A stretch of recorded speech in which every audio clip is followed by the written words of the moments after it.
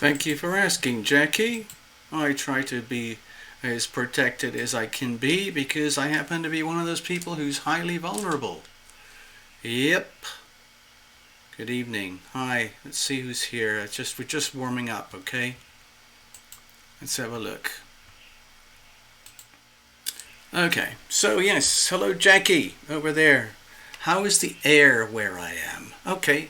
Well, the air over here, this is sunny Las Vegas. Right now it's about 102 degrees. It's extremely dry. It's very sunny. It's been very up and down lately. We just came out of a heat spell of about 114, 115. And they had a lot of smoke and stuff over here from the California fires. Not pretty. Kind of a challenge, really. That's kind of moved on. We've had a couple of moments that tell us the autumn season is upon us. I think over there in Mississippi it's going to get very wet soon. In Florida it's extremely wet and windy. No, I'm staying over in Las Vegas right now. Los Angeles kind of scares me, honestly, Jackie. It really kind of scares me at the moment. Hello, BB. Greetings to you. Hey, BB, please remind us where you are. Ivona, I know you're up there in the New York area, up in that the Northeast Corridor. Anyway, here we are. Welcome. Welcome, dear people. BB, thank you so much. Yes. Welcome, everyone.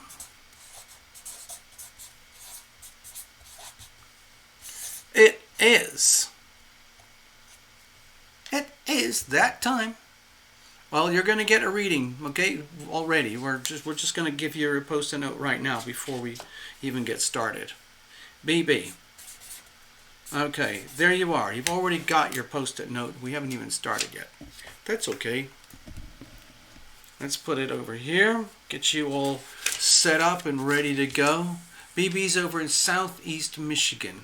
I like having those notes. I don't know why, but Southeast Michigan. I like seeing where people are on the maps. I like maps. If I could, I'd have wallpaper maps. Yay. So this is how it works. You've already figured it out, some of you. Some of you have been here before. Hello, Ivona. Hello, Jackie. Hello, BB. We're going to see who else shows up.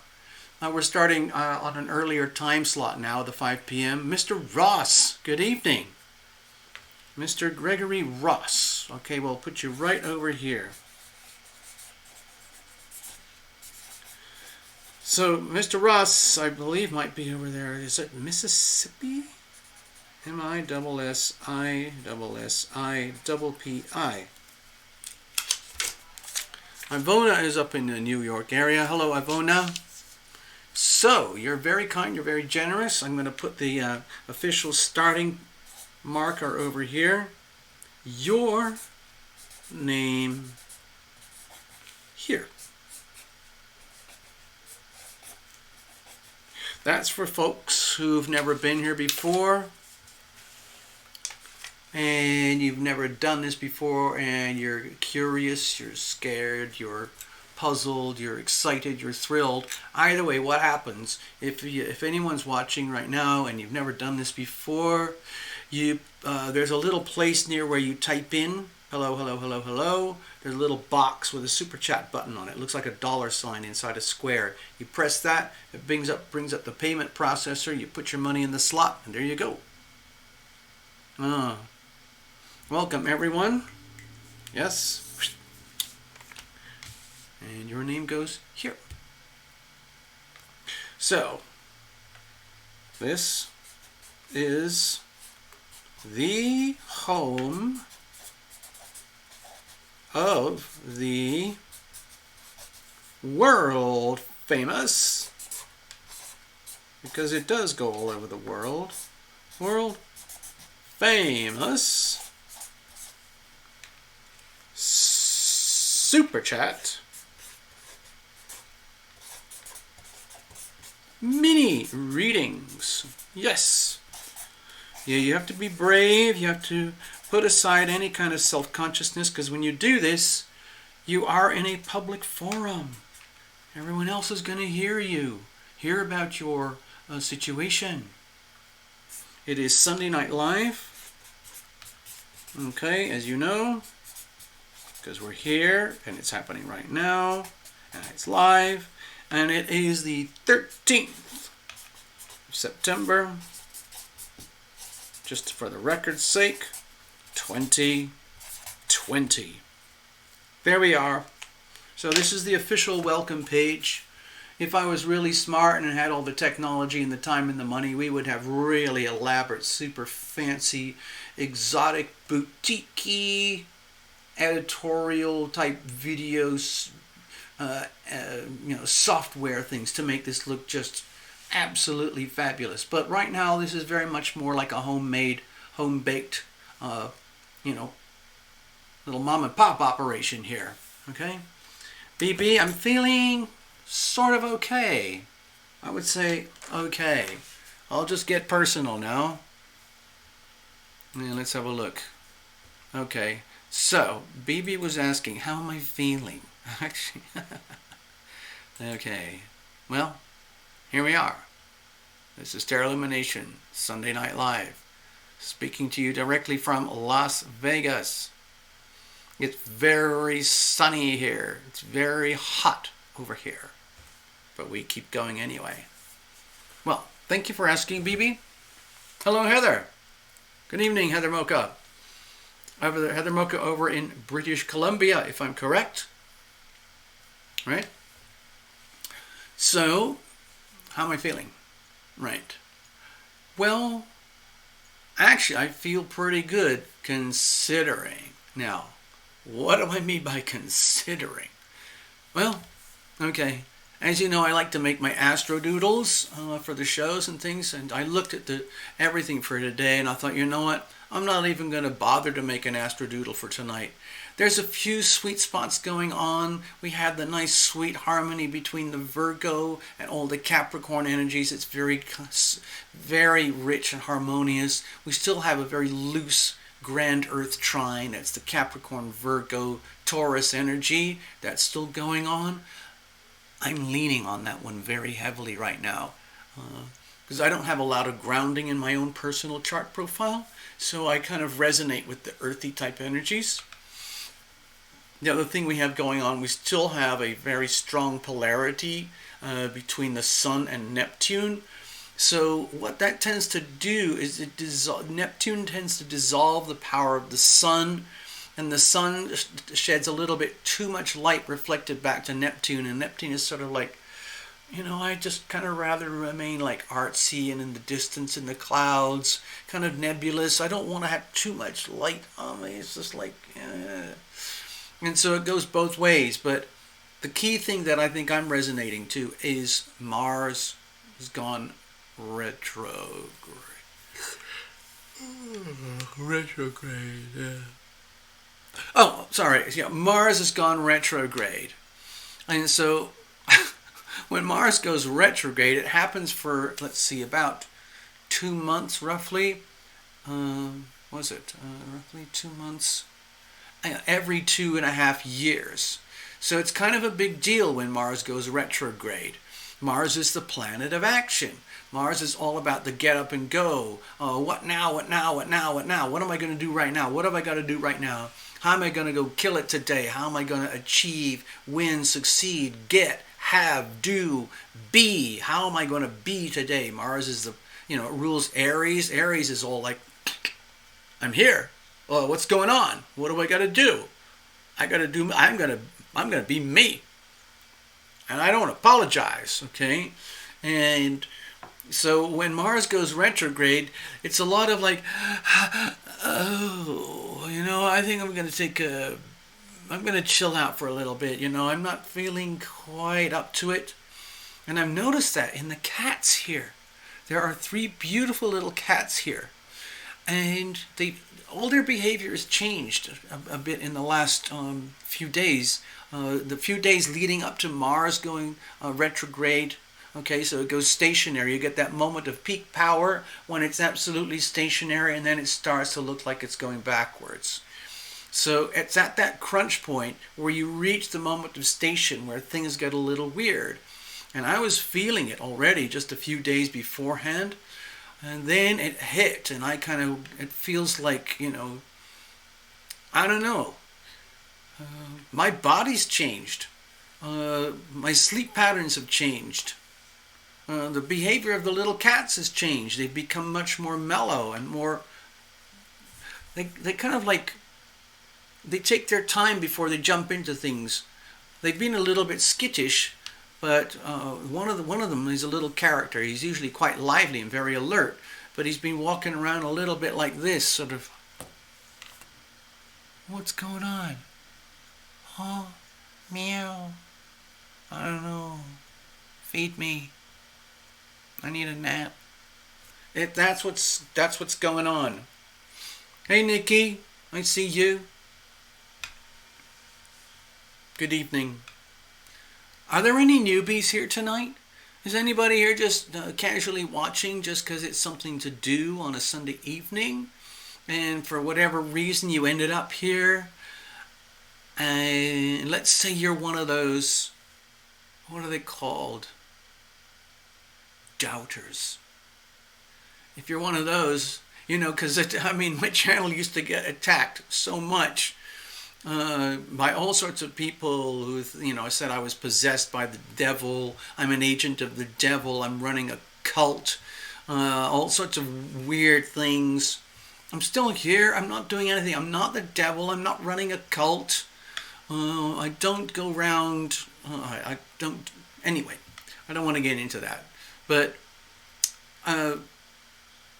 if you're new here, you've never done one of these things before, sometimes, I don't know if you've ever had that done to you personally, if you're a stranger and you don't know anyone else here, you don't know Tarot Illumination, you've never done this before, but you kind of show up.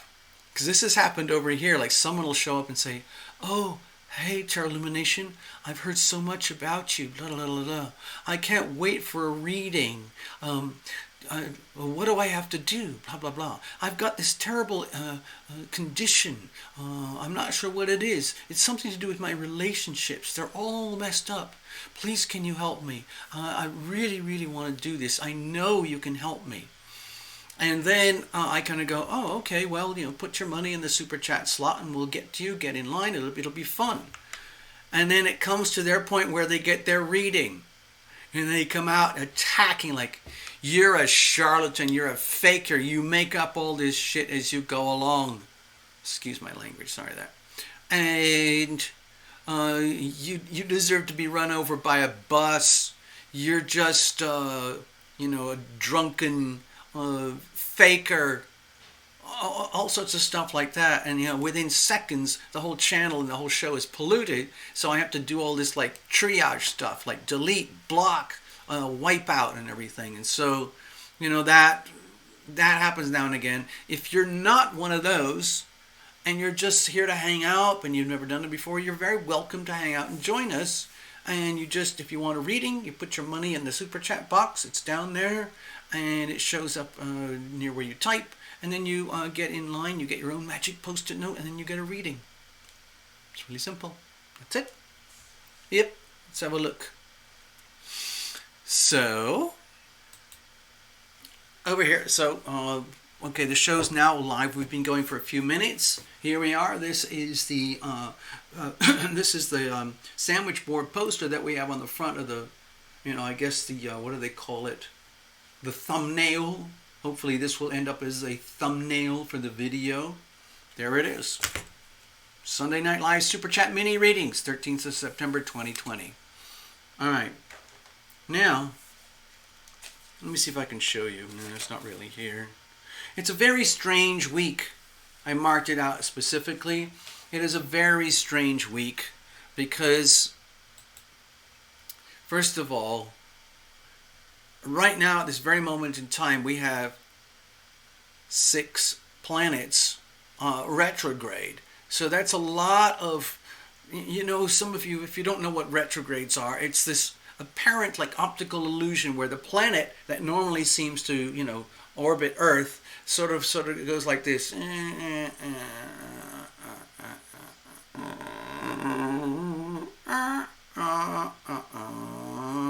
it goes around again. It looks like it's going in reverse orbit from the perspective of Earth. And that's just an optical illusion. The planets are always doing this. But anyway, from our perspective here on Earth, when the planets go into retrograde, we feel it as a form of gravity. Just like the way the moon rises and falls, the moons lift the tides, it drops the tides on a very precise, highly predictable manner. It's the same thing with the other planets, the other celestial bodies that are out there. Mercury, Venus, Sun, Jupiter, Saturn, Uranus, Neptune, and Pluto. They all have their behaviors. And when each one of those goes into, the moon doesn't really go retrograde, not from our perspective, nor does the sun really. But what can happen is our bodies feel it, especially with Mercury, because it's so obvious, because Mercury moves so close to us. Mercury is very much to do with our day-to-day communications in life. It's very much to do with our physical, calibrations of life, sending and receiving signals for communications, for commerce, for business, emails, phone calls, all of that stuff. It's very obvious when Mercury goes retrograde. There's usually kind of this kind of weird static in the communications, telecom, social media, electricity, just things that can go wrong will go wrong. But it's the same with the bigger planets too. When they go retrograde, the energy of that bigger planet seems to get stifled or go into a like a hold on a minute type of vibration. Like, well, wait a minute, we need to review, rewind, recheck everything that we just lived through in the direct passage. So at this very moment in time, we've got Mars, retrograde. It's just started. And in a few days, Jupiter, which is already retrograde, is going to go direct. But then we're still going to have Saturn, Uranus, Neptune, and Pluto retrograde. So there's a tremendous stuff going on behind the scenes, especially in global finance, global politics, global economics. Because with Uranus, Neptune, and Pluto, it's hard to feel those on the personal level. I tend to feel it because I tune in as much as I can with the outer planets. I'm not, if I was more tuned into the inner planets, I'd be doing like love readings and more frequently those types of things. But I tend to be more out there.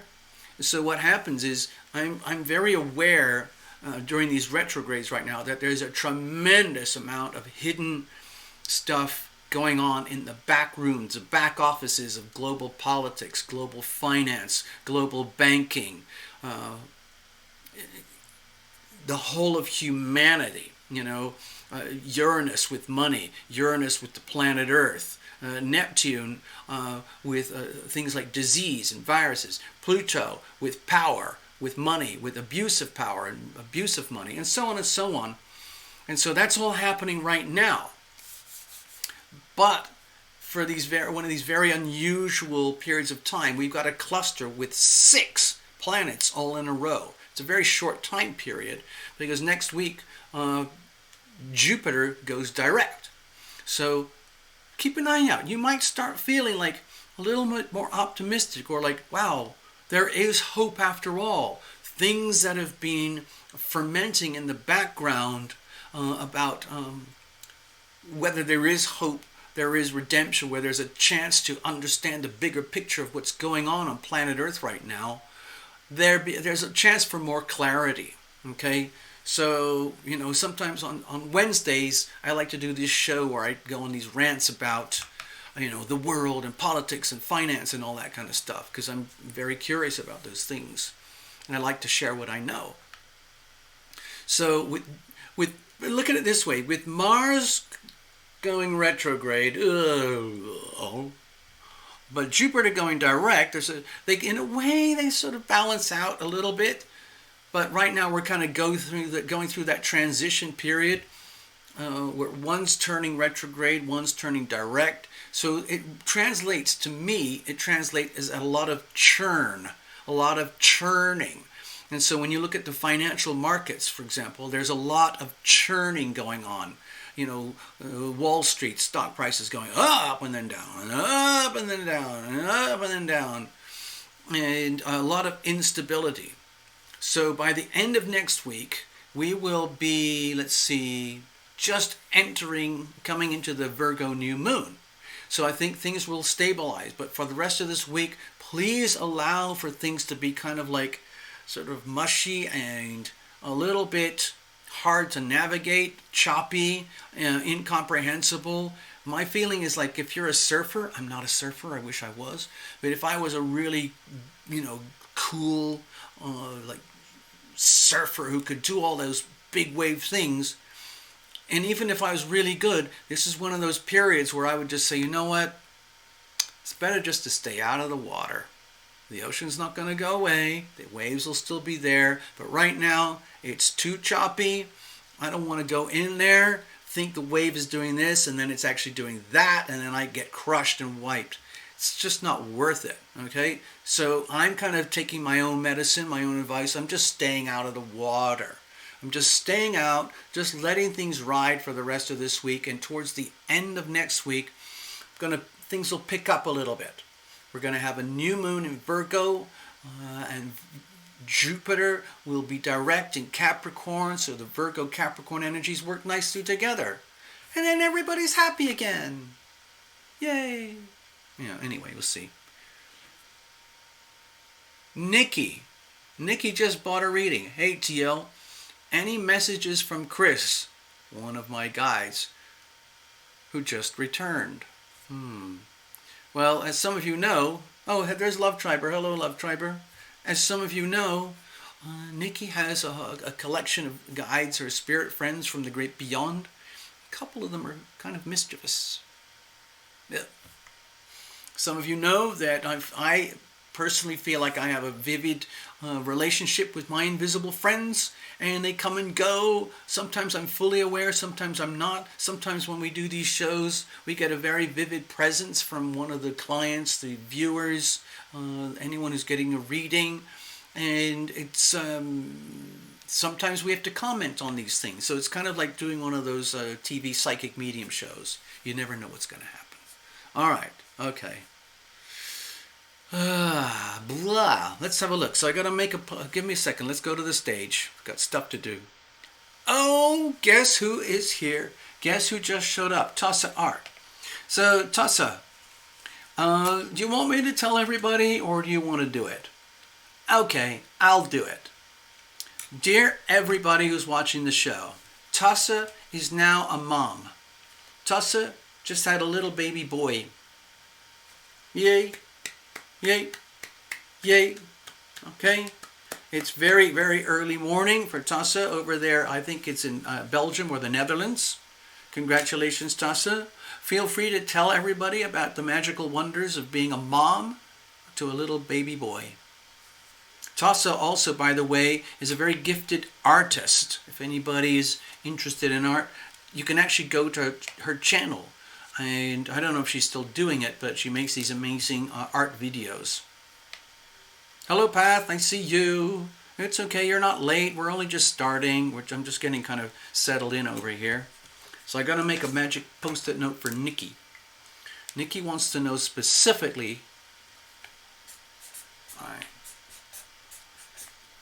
what kind of messages are coming in particular from Chris. Notes from Chris. We'll see about that, okay, Nikki?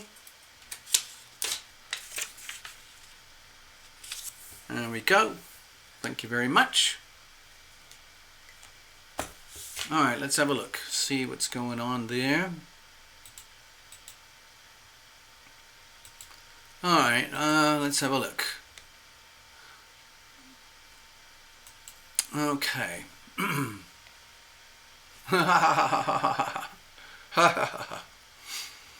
So some of you know Tassa Art because she was here long ago, really kind of when the channel started, because I think it was this sort of this common theme that we share about artistry and so on. I like art and music. Oh, thanks, Nikki. This is quite loud, so we'll grab it. Okay, thank you. So Tassa is over there in the Netherlands. Let's have a look. Let's do it this way. Let's do it this way. Okay. Nikki is over here. I know that. Path Traveler is over here. We know that. Love Triber is over here. BB is in Southeast Michigan, just over here. And Ivona is up here. And who did I miss? What have I missed? Oh, let's have a look. Just want to double check. Got Heather. Heather. Yeah, I knew it. Heather is over here. Okay. And look at this. Tassa is over here. Okay, sorry, the camera is not really capturing it very well. Tassa is over here. Most of the people at the show tonight are from over here. Tassa is from over here. It's very early in the morning for Tassa. So good morning. Thank you for being here with us. Yay. Yeah, so he's quite loud. Well, thank you for the warning. Yes, so I don't know what you're doing right now with your artwork, Tassa, but I don't know. I can't remember if you have a website. I think you do, but if anyone's interested in looking at some really cool art, you might want to check out Tassa Art. Is there a channel? Do you want me to type it up there? I'll put it on there or something. Is it tassaart.something? I'd be happy to let people know. You know, some people will see it. There's some very cool people on the channel here. Is there a website, Tassa? Let me see. Anyway, just let me know. I'll keep an eye on the chat, okay? All right, so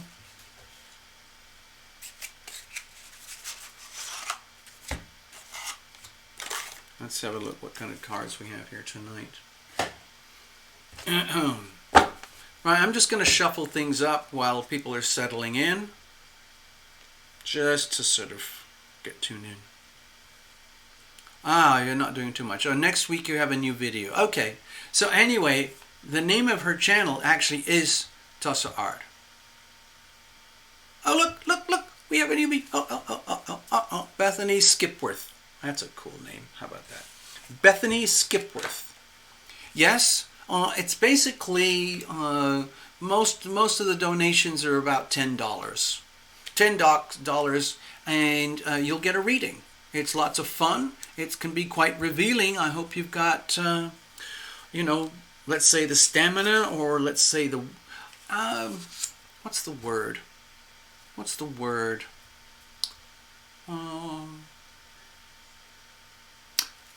Let's not even say a word. I'm just going to go over here. Watch this. This is the way to deal with this. Hello, Bethany. This is Tarot Illumination.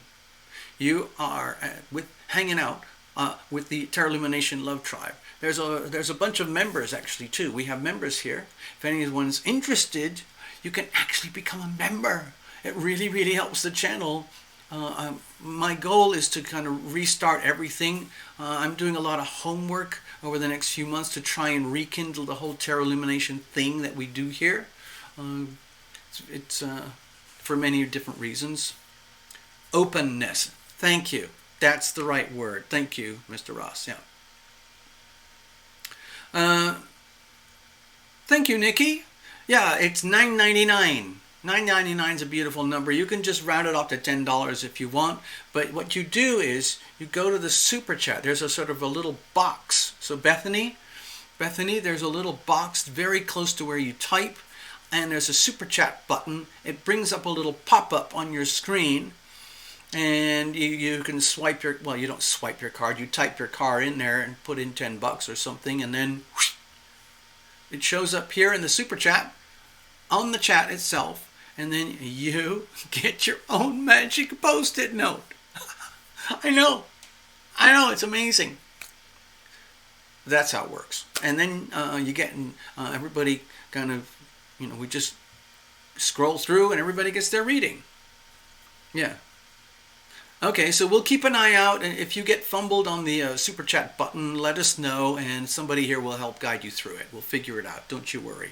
Thank you, Gregory. You saved me there. So, while we're waiting for Bethany's super chat, oh, that's a good. That's a good point. Thank you, Nikki. And if somebody wants to, let me do this. I have to go to the stage. There's all sorts of different ways. Oh, we did it. Okay. All right, Bethany, thank you. Oh, wait a minute. A. Is that Australian dollars? Are you down in Australia? Ha ha ha ha ha. Yeah, so Nikki had a point there. If there's people who don't like using the super chat button, I think part of it is because it takes a little bit of fees and reduces the earnings for Terra Illumination. But if you want to, you can go direct. You can do PayPal. You can PayPal Terra Illumination at this email address. This is the Terra Illumination business address. A little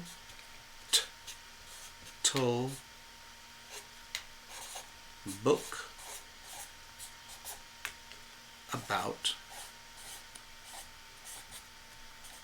at yahoo.com. So that there is a way you can put PayPal dollars direct to TL. If anyone's interested and you don't like doing the super chat buttons, you can send money directly by PayPal to this email address, and it will arrive here, and just let me know on the screen, okay? And then we'll get you your magic post-it note. So,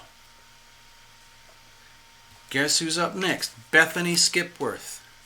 All right, here we go. Bethany, Love Triber, and myself are aware that there's some really scary stuff going on in Australia right now with the lockdowns. It sounds very disturbing to me.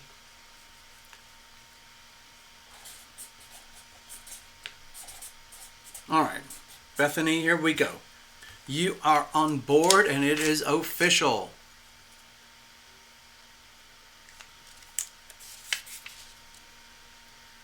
Okay.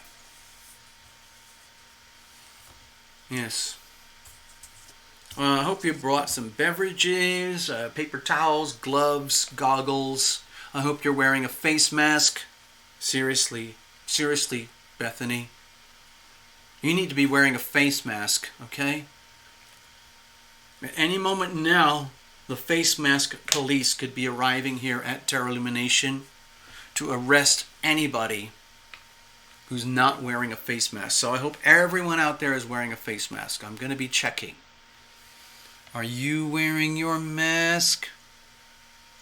We're coming after you. Yep. It's awful. It's despicable what's going on. You're lucky to be in South Australia. Victoria is bad.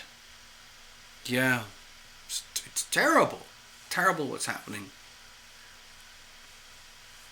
Shocking stuff. I don't want to get into that right now. This is supposed to be a fun evening where we do readings for people. Yay. And I do all the scary stuff on Wednesday mornings. Okay. All right. I'm going to shut up now. Thank you, Love Driver. All right. Here we go. All right. So we're off to a start. Let's get things rolling here. Let's get all set up. Get ready to do people's readings. I'm not going to do an astrodoodle tonight because it's just kind of a mess. There's a lot of stuff going on in the planets, in retrogrades, directs, all sorts of things that make me just want to stay out of the water. So that's what I'm going to do. Okay, so let me make some space. And then we will get on with your readings, dear people. We need all the room we can get. Gregory Ross just put some notes there. Hold on, what is that? Let's see. I want my reading to be about my role as the participation chairman, Fiesta's Council. Okay. We will do that. Actually, let me make a note so I remember it. Participation chairman for the Fiesta's Council. There we go. And the native participation.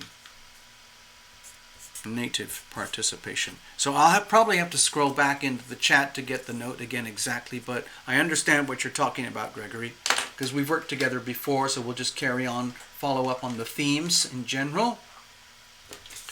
So I'm just going to slide this over here, make room, and then we're going to get started, people. We got a few lined up. We got BB, we got Gregory, we got Nikki, we got Bethany. That's a good start. So, it's time to settle in. The best thing I would recommend is for people to chat amongst yourselves, because once I get rolling on this stuff, I get kind of in a bit of a trancey state, and then I have to remember, oh, wait a minute, I'm running a YouTube channel. So we kind of go back and forth between the spirit world and three-dimensional reality. Let's bless this deck, okay? Bless every single card. Be grateful, all of us here, that we can do any of this at all. It's really kind of miraculous when you think about it, that we can connect with each other across the globe like this and do live tarot readings. And it actually is like a little miniature, like a little tiny business. I think of it as like, I'd like it to be a little bit more abundant maybe down the road, but right now I feel like I'm a fellow in a bizarre craft fair somewhere where everyone is set up with all their individual booths and whatever, and I've got the little tiny hot dog stand right at the very end of all the big booths, and we get by, there's a lot of activity, but everything is exactly as it should be. And why do we have, how do we know that? It's because it can't be any other way. Things are exactly the way they are. I probably couldn't handle it if the channel was much bigger, so I'm thinking of taking it in new directions, and over the next year or so I think you'll start to see hints of that. We'll see. Right now, though, at this very moment in time, we are doing this very stripped down, what do they call it? Reduce and simplify. I'm very into this concept of reduce and simplify. I don't like to do anything that wastes time or energy. I'm very frugal with resources, and I'm very careful with expending on resources. And so the channel went through a lot of changes recently, and now all we're doing right now is the Sunday Night Live Super Chats and the Wednesday morning global reset, participation shows. BB. Now, BB, I'm just shuffling up the deck to make sure it's absolutely pristine for you. We're going to bless this deck, bless every single card, bless the software, bless the electricity, bless the studio, bless the locations, bless the lighting, the technology, the internet, microphones, cameras, everything that allows us to do this bizarre and wonderful thing that we do here.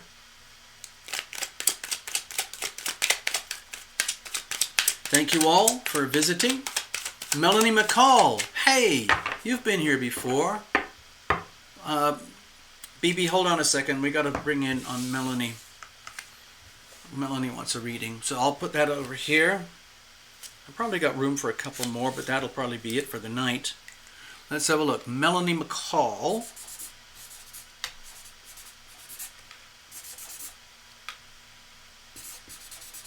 There we go. So yours is going over here. Actually, you know what? I'm going to rearrange all the notes now anyway. So, BB, you're going to be up in just a moment.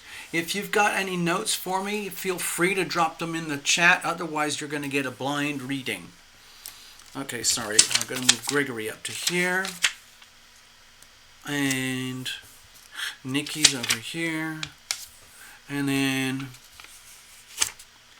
Bethany's over here. And then there's Melanie over here. Perfect. Yay. Welcome, Melanie. Thank you for hanging out with us. All right. Just checking in. Melanie, by the way, where are you? I forgot. Is it, I know you've told us before, Canadian dollars, it's Southeast Ontario. So that's probably somewhere in the region of Toronto or something like that. Okay, we can do something else first. Who wants to go first? BB wants to wait for a while. Oh, you know what would be fun? It would be fun to do Bethany first because she's a newbie. We can get her hazed. What about that? Okay.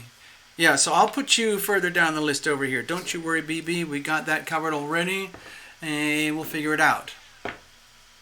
Oh, no. Hold on a second. Oh, I've got a visitor. Stay there. Stay there. Bubba's here. Hold on. How is it that you always show up on Sunday night but there's no food for you yet? Come here.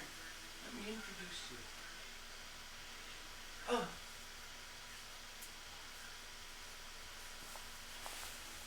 Here's Bubba. Bubba is knocking at my door because he wants his dinner. He's already had all the food for today, and now he's eager for more. But he's going to have to wait for a couple of hours, won't you? He'll be all right. Bubba, say hi to everybody. Meow. Meow. I'll have to feed you later. Okay, I'll just keep the door. Oh, goodness, man. It's like being a dad. Bubba's not going away. Bubba is really hungry and he wants to be fed now. Okay, so I'm not sure how to deal with this. We'll just deal with it.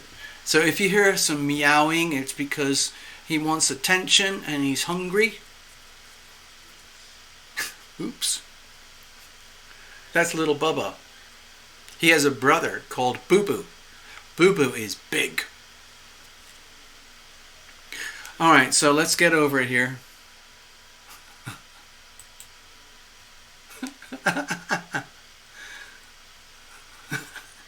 He always seems to find me on a Sunday evening. Alright, so Bethany.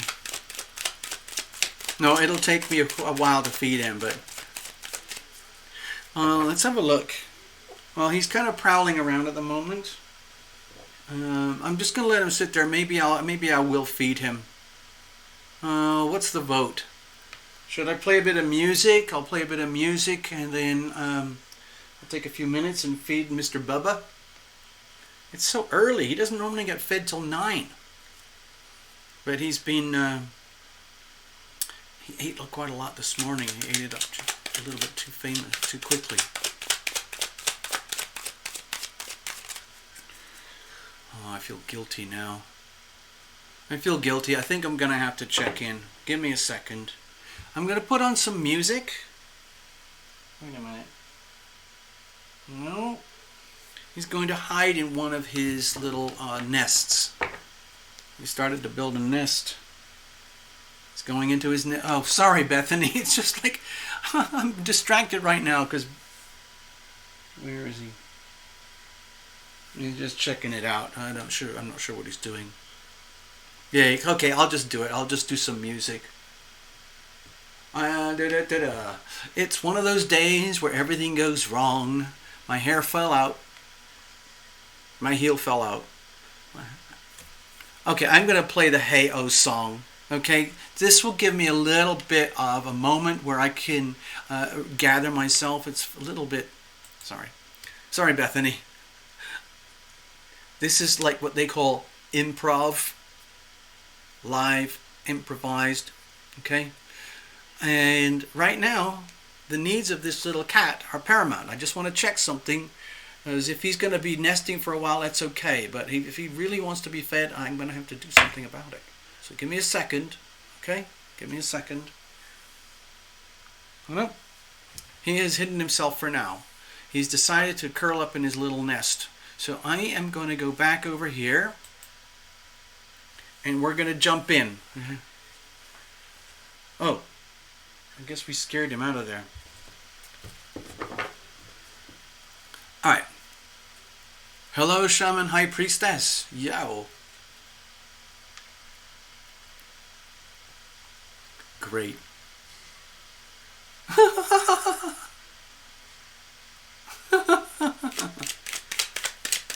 Alright, Bethany, just for fun, since you were so brave to come and join us straight out of the blue like that and just dive right in. Baby wanted to wait for a while, so I decided, because sometimes, like last year when we were doing Sunday Night Lives, I was always inviting newbies, and we would bring them up in the front and do their reading first, especially if they had no idea what was ever happening on this show. And it sounds kind of like a little bit predatory, but it's actually fun for the people who've been here before. They get to see what it's like to, like when a new person, let's call it hazing, It's like when somebody goes to a new school, a high school or a college or something, or a little kid's school or something. You always get teased and whacked out and hazed and like tested and bullied by all the people who are already there. And the newbies are always typically scared, and you have to go like, oh, I hope they're going to like me. Or not. Okay. Shaman High Priestess. Alright, I'm going to close the door. I just want to check up on something. I heard the sound of food. Yes. It's okay, people. Bubba has food. Bubba is happy. Bubba's getting a snack.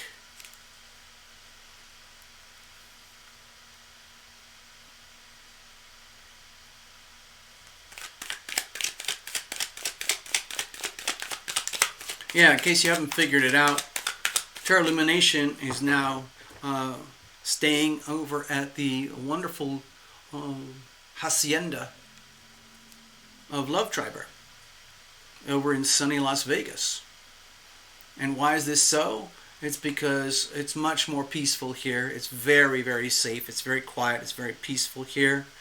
Because back in my neighborhood in Los Angeles, it's pretty scary, I have to tell you. I haven't been back for weeks, and I'm going back very soon because I have to see some doctors. But it's become a very kind of disturbing, scary place where I live, my old apartment. Okay, Tasa has to go to sleep now. You'll watch the video tomorrow. Well, you need your sleep as well because you're a mom. Okay? So you don't have to apologize or anything. So you didn't apologize, but that's okay. Thank you for dropping in, Tasa. And just keep us posted. Maybe one day you can do a little video with your little baby boy. Show him off. Show him off. Time to show off. Might as well. Proud mama.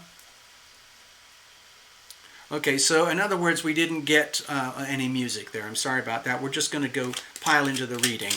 Nikki will probably have a song for you later, okay? Who's that? Shaman High Priestess hanging in there. Wait a minute, I missed something. Give me a second, Bethany. We'll be there any moment now. Jeanette Robbins. Oh! Hey! Wait a minute. I think we've had readings together before. You'd have to remind me. I'm not really 100%. I have a kind of a goldfish memory. But yeah, I think we've worked together before. Shaman High Priestess. Yes. Okay. Where are you, Jeanette? By the way, I forgot. Please let everybody know. I'd like to know. I'd just love to know where people are.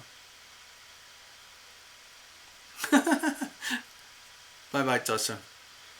We'll see you again soon. All right, Bethany over there in Southeast Australia. Ah, the poet. Oh, right. Oh.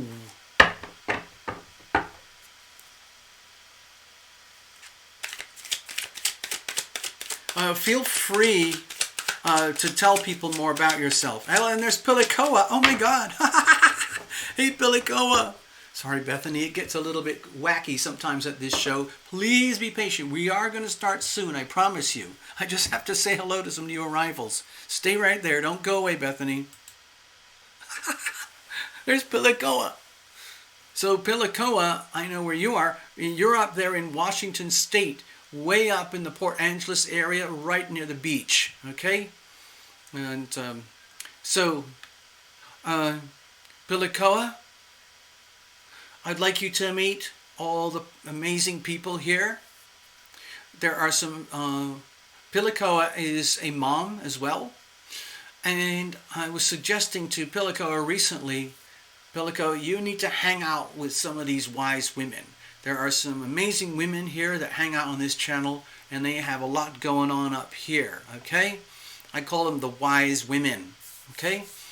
And maybe we can set up a time. We'll do one of those private Tarot Illumination meetings. You know what we're talking about, right? Okay, it's kind of a members-only thing, but sometimes we let in non-members kind of thing, and there's a link below, but we'll follow up on that, okay? So, dear everybody who's here tonight, Pilikoa is up there, Washington State, Pacific Standard Time, hanging out, probably at work, probably trying to squeeze in a couple minutes because I know you work humongous hours, a lot of hours, excuse me, the whole, oh my God, it looks like my channel just got froze. Well, give me a second. Yeah, it froze. I need to get out of the state. Let me go back over here. And then I have to do a little bit of a... I have to do something technical. Stay there, Bethany. God. Okay, sorry. Mars retrograde. I'm blaming everything on Mars retrograde right now. Okay, so let's go back to see if this... No, my personal things. Okay, I'm gonna have to do some technical stuff here. I gotta fix a bunch of glitches. Everything's frozen over here, and I have to let's see if I can reboot that.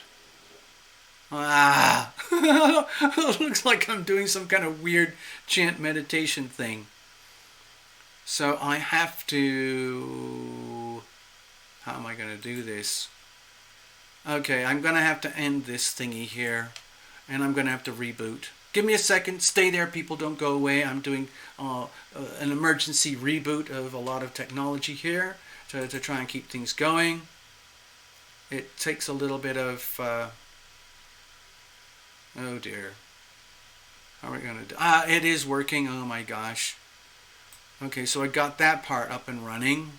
I got to do some security stuff here now to make double sure that everything's safe. Looks like we're safe, so we don't have any too many show wreckers coming in. I'm going to go back over here and double check everything. Let's see if I'm back again. Yes. Whew! It freaks me out when the softwares freeze. I've got a really good computer, but the way I do the shows here, I really need an even better computer. Thousands of dollars. Fancy cameras, lights, and editing. I need all that stuff. If anybody feels like they're a multimillionaire and you want to put in like huge donations, it's going to a good cause. Okay. So yeah, I just wanted to ask Shaman High Priestess Jeanette Robbins, the poet. I think you said you're in Wisconsin. Okay. Oh look, Nikki's doing her thing. So Nikki and Shaman, Nikki and Jeanette, please connect, chat amongst yourselves. I have to do a reading now. I'm running sort of... Anyway, let's just do this. Okay, Bethany, this is it. Okay, this is it.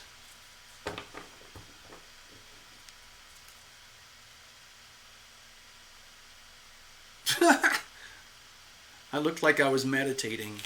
Okay.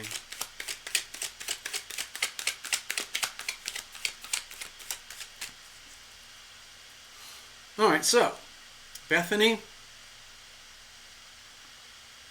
over in Australia. Okay, I'm just going to put that Australia because I like to know where people are. Sorry, the whole screen kind of went. Australia.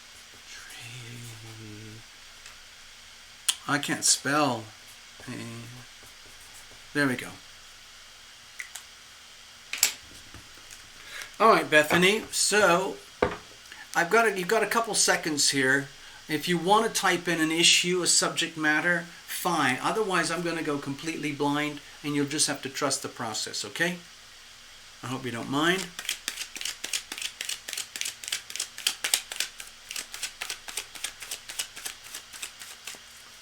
So let's see what comes up here.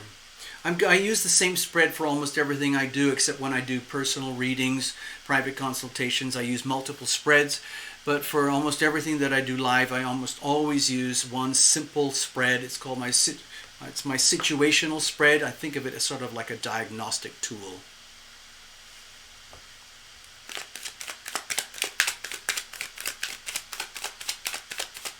Blind is fine. Okay, you got it, Bethany.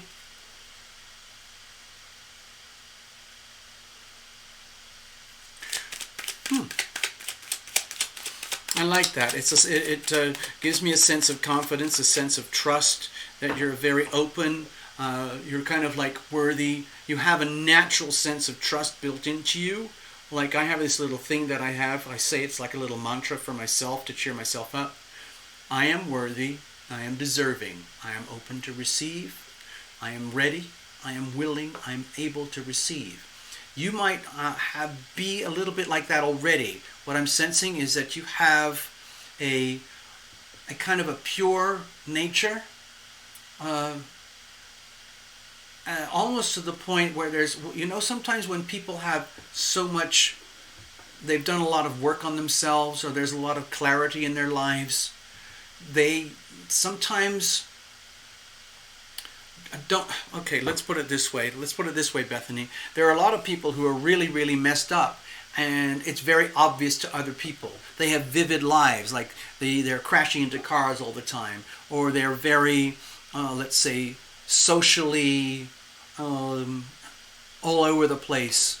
Their attention is here, their attention is there. Oh, they're funny about this, they're sad about that. They're kind of all over the place. Sometimes people who are very centered, calm, and have done a lot of work on themselves, they can in some ways appear invisible to other people. It's almost like they're not there because there's no massive urge to create a heavy footprint on this lifetime or with humanity. There's no intense pressure to try and figure yourself out through the process of reflection from so many other people. It's very, very nice to be centered and grounded, where you literally own yourself. You would have high degrees of sovereign self. You might not even be aware of it, but that's what I'm sensing here, even before we started, okay?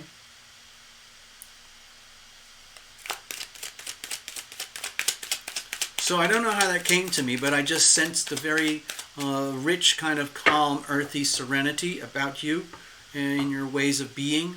I don't know if you see yourself that way, but I'm sensing it from over here.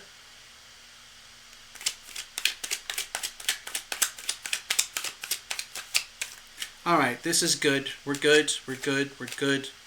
We're good. We're good. We're good. This is okay. We're going to go for it. Here we go. All right, Bethany, settle in. Invite your invisible friends to join you, and let the story unfold. Here's the situation. Here's the challenges.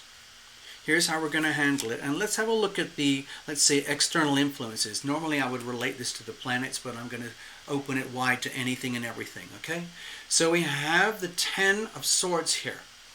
So the Ten of Swords in this situation with this reading, it's telling me is that there's a lot of pressure outside and around you right now, and I would almost say like doom and gloom, like it's like the end of the world. And that wouldn't surprise me if you're actually in Australia, because what I'm seeing from over here and the little tiny news clips that I get is that there's parts of Australia that are in a very what I consider a very scary scenario where everything's turned into a ghost town.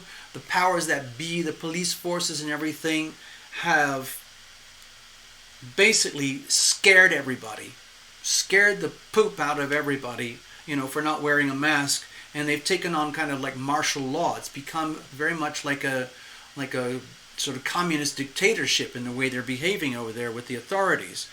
And with the Ten of Swords here, there's only so much pain that you can take. Okay, it's like it can't get any worse than this. So if you're looking around outside you at the world around you right now, I don't see that you take this personally. I think that this is more of an awareness that you are surrounded by astronomical amounts of stress. I see it more in the terms of the collective stress of the world. You're sensing it, you're aware of it, you're actually witnessing it and seeing it in your own country. And what it does, it's very debilitating. It takes it all down. And of course, with the Ten of Swords, you could say, well, it can't get any worse than this. And in some ways it can't. Personally, I believe it can. But that's another story. This is already bad enough as it is over here, okay? So on the screen, I just saw something. You just had a painful ending. Okay, so it is personal. This is affecting you, but I think this is also like a collective energy. So, I didn't do the astrodoodles. So this card is trying to incorporate itself into the whole reading all the way. So let's just shuffle this over a little bit and have a bit of room. Okay. Look at that, Bethany. You're already getting support from other people. Okay. So let's have a look. What is the situation itself? You've already kind of given a clue that it's a bad ending of some kind of ending. Maybe it was a job or a relationship or something. Let's have a look. Here's the situation. Ha ha ha ha ha ha ha ha ha ha. Bethany, I don't even know what to say, because Nikki's kind of already said it. Dear Bethany, every rejection is God's protection. Think of it as your spirit team pushing you forward to your best life. Well, this card here is an affirmation of exactly what Nikki said, okay? This is a card of sacred opportunity. It's an Ace of Pentacles, so it's very measurable. It's about evidence. Now, if this is something to do with a love reading in some way, shape, or form, when I see Pentacles here, I think of the energy of love is as love does. Love can be measured in terms of expression, how love is distributed, how love is allocated, how love is expressed between self and others and self. It's a very measurable thing. Love is as love does is on the understanding that typically, sometimes, one of the definitions I like of love is that love is the willing decision to extend yourself above and beyond your own comfort zone in order to advance and nurture the spiritual evolution of thyself and your loved ones especially. And that's one of the most loving things that you can do. For example, having to stay up late to take care of a sick child, having to do some chores that you don't want to do, having to pay bills that you don't want to pay, having to comfort someone who you feel doesn't really deserve your attention or comfort, but deep down there's a love anyway, so you comfort them anyway. All these kinds of things. So with this Ten of Swords here, if you're surrounded by the energy of a very painful ending, like Nikki said, this is actually the start of something new. Let's project this forward towards the end of the week and into next week, where we're starting to tap into the Virgo new moon energy. And also by that time, Jupiter will be fully direct. So let's just, in terms of the astrodoodles, if I was going to make one, we would show, just like Nikki said, that you're looking at new starts, new beginnings regarding love, practical aspects of love. Whatever you learn from this situation, if it's to do with love and relationship or a job or someone's passed away or something like that, or you've had to leave a place or whatever it is that's really painful and it's now ended, it is the start of something new. This is a heart of sacred opportunity, new starts and new beginnings that are very measurable, okay? And so when I look at this, give me a second, Bethany. This is a very classic situation of love thyself, okay? Sometimes it can be the hardest thing to do, especially if your sense of selfhood, your sense of being loved after you have been loving, if that's been conditional on someone else and then it turned less than good, in other words, it turned into a lot of pain, then you might feel as though, what kind of hope is there for me? But it's a chance for new starts and new beginnings to love thyself. We're going next level, okay? Sort of like what Nikki said, but we're going next level this time. So you are wiser now. You have learned through pain what it means. And so this is one of the hardest things to do on earth. This thing here, love thyself, because it's a choice. And it means you have to do that and make it personal. You can't outsource it to anyone else. You can't outsource your sense of who you are to somebody else. We all need each other. We need people off whom we can reflect and learn about who we are and what we are. That's why solitary confinement is one of the most painful forms of prison, because without community, without relationships, we don't know who we are anymore. It's very difficult to find harmony and balance. So with the Ace of Pentacles, it's a brand new start. And really the brand new start is really this lesson here. It's nothing to do with like, who's going to love me now? Who am I going to love now? This is what counts right now. Okay, Bethany? Love thyself. Okay? New starts and new beginning. Love is as love does. And so, what would that look like for you? What tangible physical actions, what are the most loving things that you can do for yourself right now? Obviously things like pick yourself up, cheer yourself up, do something to cheer yourself up. Like, you just bought a reading here tonight with Tarot Illumination. That's a good act of love. That's a very loving thing to do, to treat yourself, okay? Now, what's the problem here? Obviously, we've talked about it already.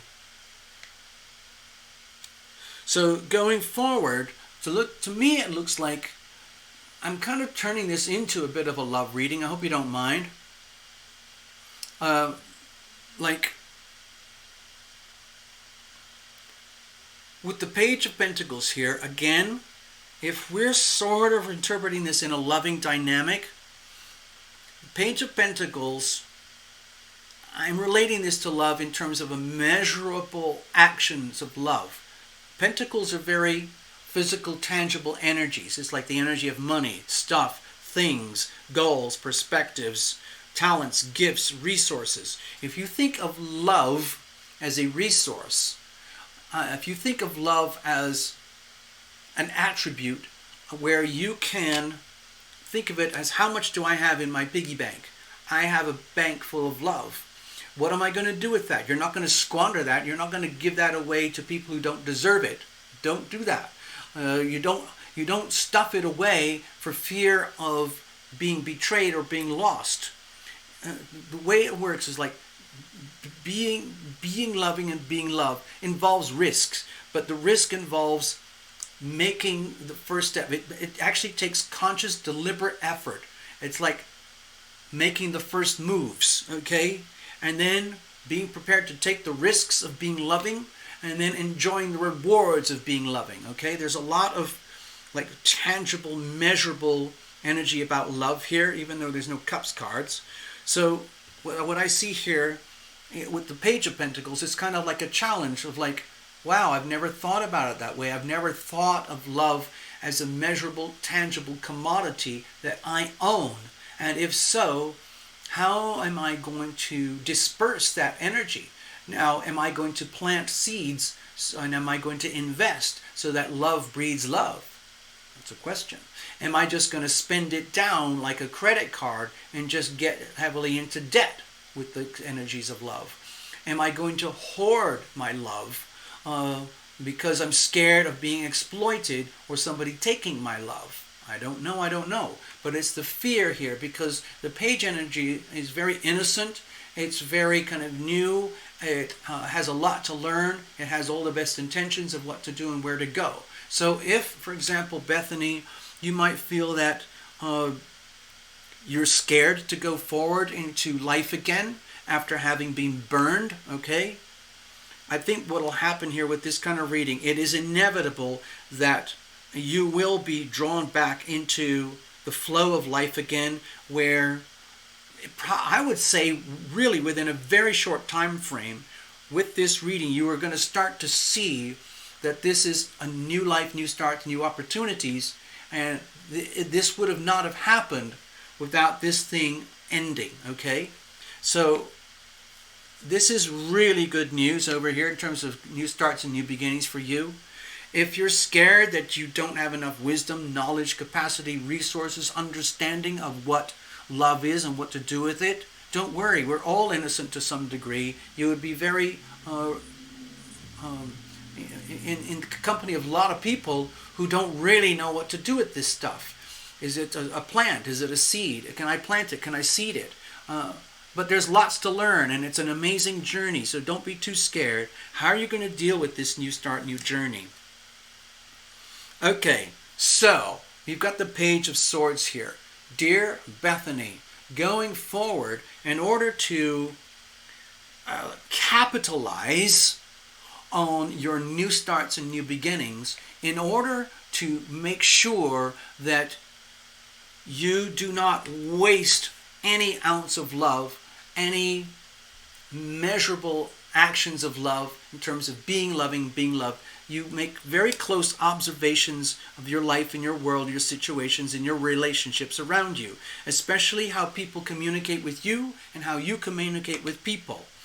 And anytime that you smell bullshit, okay, BS, lies, fakeness, deception, betrayal, anytime you get a slightest whiff of it, of something or something being out of alignment with your good, wholesome nature, you call it out. You either call it out directly to the offender or you call it out to yourself, especially, and you remove yourself from any situation that does not comport with a very healthy energy of love thyself. The Page of Swords, what it's asking you to do here is to be a whistleblower. To be a whistleblower on yourself, okay? So, the way I feel it from here is that, like in a public forum like this, so you're not sitting ruminating there all to yourself. You're not alone in this experience. You've shared your experience here on the screen. You've had a very painful ending. And Nikki has indicated, well, that's the start of a new beginning. And entire Illumination is just extrapolating on that theme about how love is actually a measurable energy. It's a force field. We get it from up here. I ask for the healing power of love to fill my body from up above. We ask for the healing power of love to fill our mind from up above. We ask for the healing power of love to fill our heart from up above. We ask for the healing power of love to fill our souls from up above. Okay? And you do that. You can say that over and over to yourself, like 4 times in a row. And it might sound like repetitive or like a mantra or a chant or something. But do that. Focus totally on that little mantra. Say it over and over again. And eventually, after you do it enough times, you start to realize, wow, I am loving and I am loved. I own that stuff. So you own it by invocation, and when you have it here, you own it, and then you can be a conduit. You can be a transceiver. You can transmit and receive love. You can be loving and be loved, but it starts with you first. You don't wait for it to come to you. It happens by invitation. You invite the love to come into you. You love thyself first, okay? Then you own it. Then you can be loving and be loved. And when you are loving, you are loved. The question is, when you are loving, what does that look like? So the Pentacles will tell you, okay? Evidence, physical evidence. In what manner, in what shape, in what form am I going to be loving? Because I can, because I own it. Like, you actually have it. It's like having money in the bank. Literally like having money in the bank. But it's love and it lives here, okay? So with the Page of Swords, once you start understanding what this really means, and it's like, it's so simple, but simple's not easy. So you get into that. It's like, oh my God, I get it. I love thyself. Like, what is the best way that I can love myself right now? Like, maybe I should just cry, share my story with everybody in the chat, have a reading with Tarot Illumination, recalibrate, rethink about what love is. And then Tarot Illumination is saying with the Page of Swords for the last card, the first steps forward, let's say starting this time next week or at the end of this week, or try to get yourself prepared so for the Virgo new moon, you put this into practice. And the practice would be, like, one of the most self-loving things you can do is to focus on, I mean, it sounds like a strange like recipe, but focus on becoming aware of what's fake. So the Page of Swords likes to basically whistle blow and call out anything that is not true.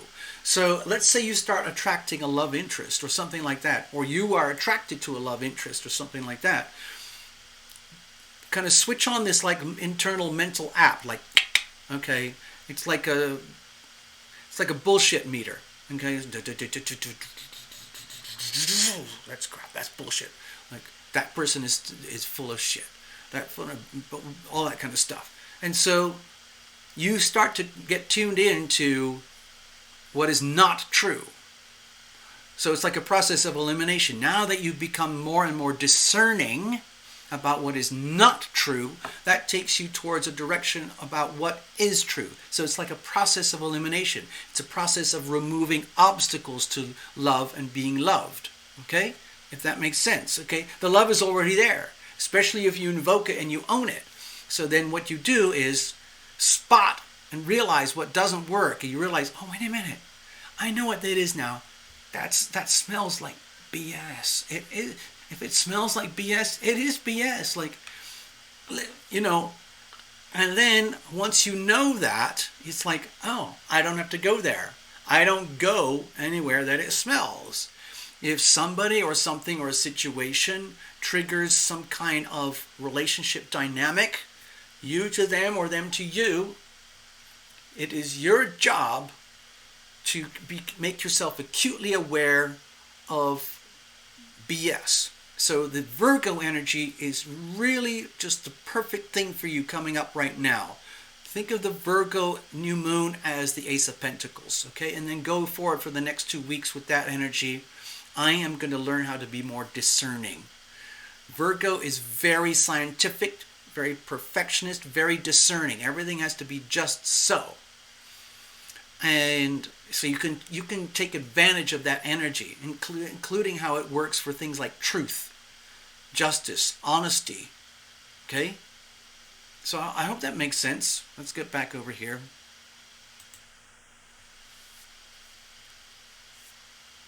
Okay, I just saw another note there from Path Traveler. Remember, Bethany, actions speak louder than words. That's a very good little mantra to have. Okay? Okay, so Bethany, you've got you're with some really awesome women here. So if you want to hang out with us, we kind of have a women's power night. I would like to invite Pilikoa especially. I'm not sure, we don't have a date yet. Dear Pilikoa, if you can think off the top of your head right now, if there's a time and day that would work for you where we could invite a bunch of other people, then you can see what it's like to be in a very much more intimate, supportive environment with people on your wavelength, where you can feel like, oh my God, I'm not insane. Wow, there's others. Okay?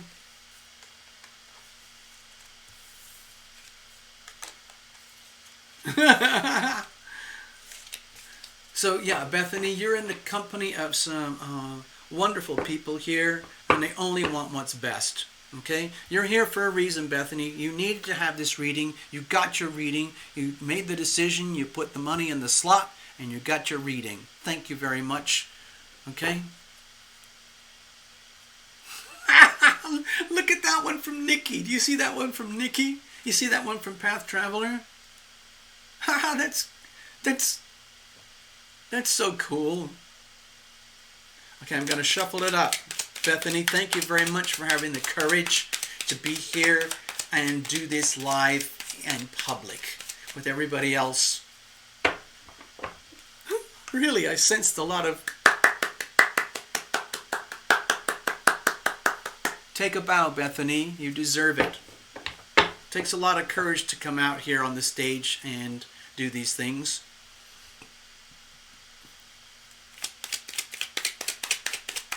Wait a minute, I think I missed something. While we were doing the reading, give me a second. Thank you, Bethany. We have to move on. Gregory's up next. I'm going to put this one over here. Nikki's up here. I'm going to put BB over here. Coming in later on. And I think someone else just put in I saw it come up on the screen. Give me a second. I need to check over here. The chat's over there on the monitors. Where did I see it? Yes. Okay. Shaman High Priestess. I'm just going to put Jeanette. I'm just going to do a little one for Jeanette. Okay? Here we go. Alright, we're just going to do it, okay?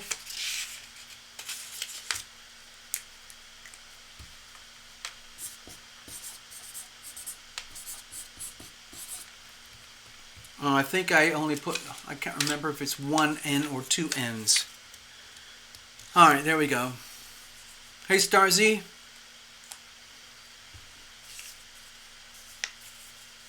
I see you.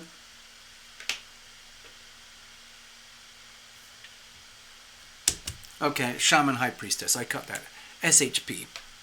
I'll just put it over here. I'll just do it anyway. Shaman High Priestess. There you go. Thank you, Jeanette, the poet.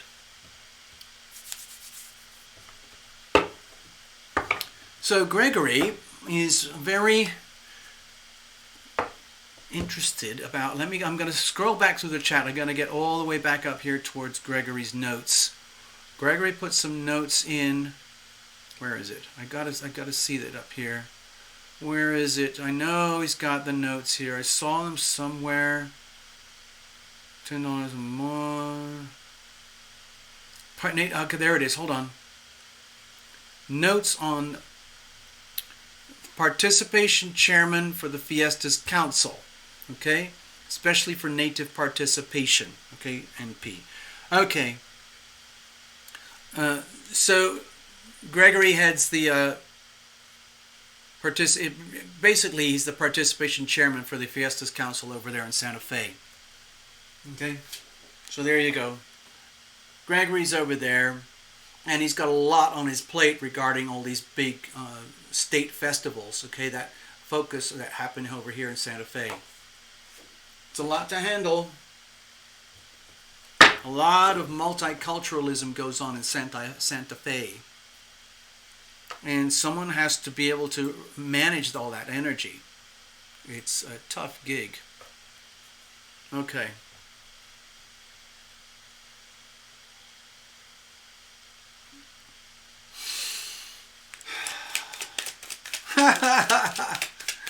I love working with you, Gregory. You're such a good sport. Everybody needs to know that Gregory is one of these people, a little bit like Tina Miller. Some of you know Tina Miller. I haven't seen her here tonight. But Tina is one of those people who've done a lot of work on themselves, okay? They've dug deep into the tarot, the astrology, self-care, self-love. Gregory is one of these people too. Gregory has done a lot of work on himself. And what people often discover is that there's more to discover. It's amazing. And it's nothing to do with vanity or narcissism. It's just know thyself is the pathway to love thyself. Okay?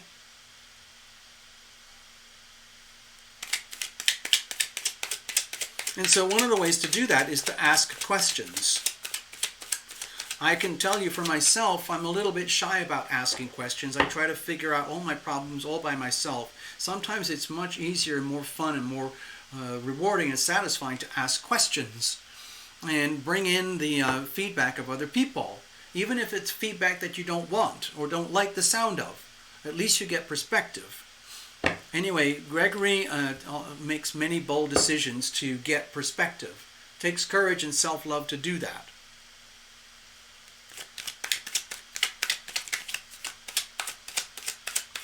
Participation chairman for the Fiestas Council. Okay? Especially for the Native American participants, okay?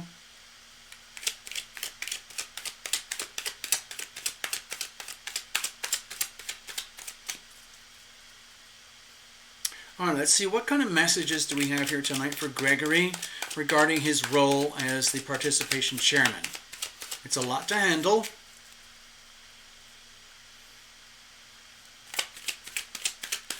It's kind of like being the host of an event, making sure that everybody, all the stakeholders, feel as though they are being served in a nice, balanced, harmonious way. Here we go.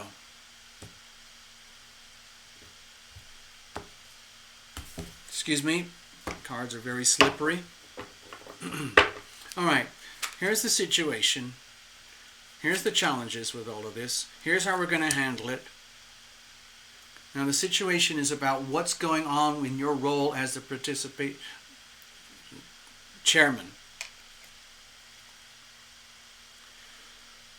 Let's have a look at surrounding conditions. I'm going to forget the astrodoodles tonight. We're just going to go with the cards alone. Okay, so you've got the Eight of Pentacles here. So to me, it sounds, my first impression, that it's work. It's a lot of work, but it's worthy.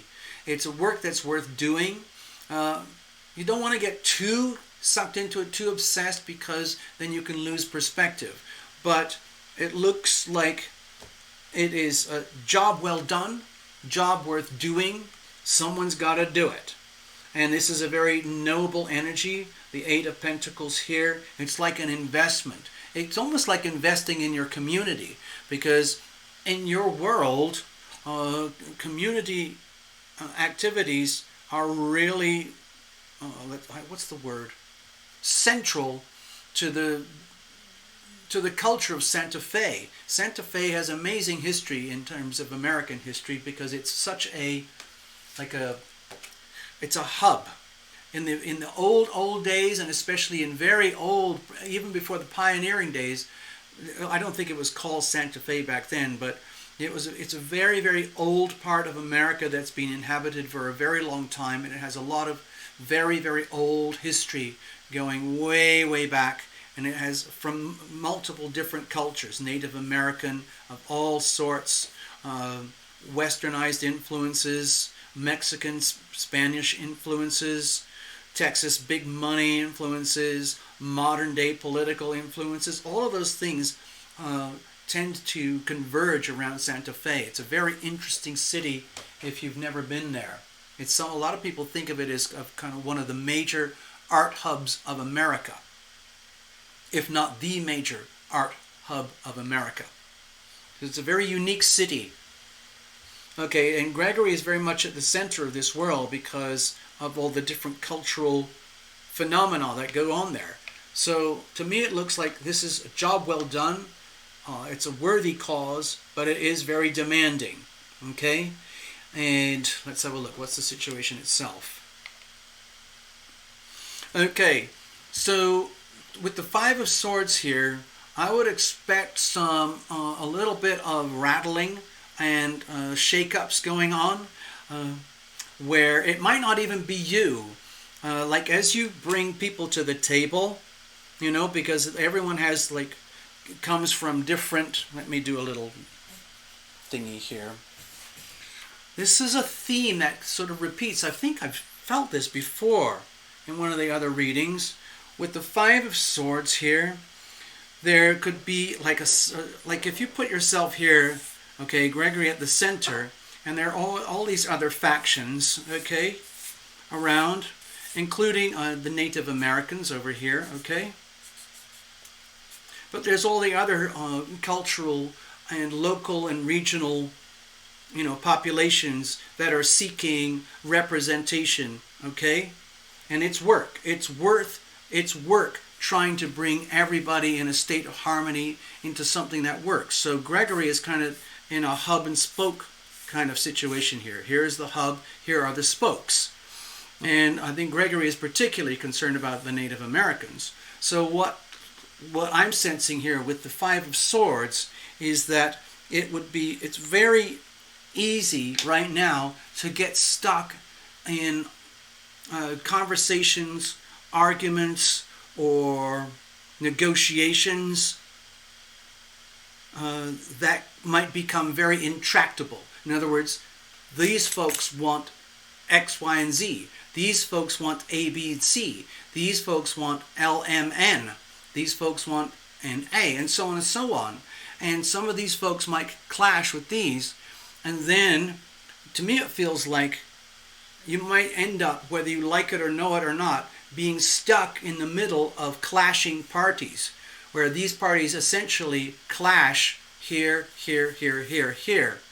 And as the chairman, you end up with the heavy responsibility of trying to make all of this stuff work in a way that's fair and balanced and even, so that everybody gets a chance on the wheel, on the spinning wheel of the festivities, okay? But it's hard to do that if there are, let's say, tribal factions or different communities who are in conflict with each other, and one community is always trying to prove that they are right above and beyond anyone else, and they would rather prove themselves right than be happy. So that makes it very hard to build harmony when there is contention in a situation where certain people are not interested in being happy. They're interested in being right. And so what can happen is you end up where the festivities end up being like compromised or hijacked by certain parties who are trying to exploit the situation for their benefit to try and prove something, whatever it is, sociological, political, gender issues, or racial issues, or whatever it is. And what you're actually doing is dealing with problems that can't be solved in this kind of situation. And so what you can end up with, like, no matter how much work you do, you might have unsolvable problems, because some people are trying to bring problems into a forum, an arena, or festivities where the problems are better sorted out in a different forum, a different arena, perhaps in a private meeting or a private hearing or something. So if you end up having to be at the epicenter and you're doing a lot of work to try and make, let's say, 8 different parties all coalesce so that you can have a really fun festivals, you might be facing some obstacles here where it's almost futile. In other words, it doesn't matter how much work you put in, you end up in a lose-lose situation. Now, is that your fault? I wouldn't say so, no. It's just how people are. And then you end up having to deal with it. You might start thinking like, well, what is the point in me being the participation chairman if all the participants are more interested in squabbling with each other? How can I possibly help? In other words, it doesn't matter what you do, somebody or someone is going to hijack the festivities to try and prove a point. Okay, let's have a look. What's the problem here? Okay, to me it feels like the real problem is that you're coming in with really good intentions, really wholesome, loving intentions about what is doing right, what has to be done, what is the most loving thing that you can do for your community, for the festivities, and especially for the Native American in some way, shape, or form. And you're coming in with the best of intentions, the most loving intentions, only to find out that there's a lot of contention. Okay? And so that leaves you coming with a pure heart and pure innocence, like, what is it? I don't understand it. Why don't people want to be happy? Why can't everyone be happy? Why can't people just set aside their differences for one day or just a week or whatever it is and actually enjoy things?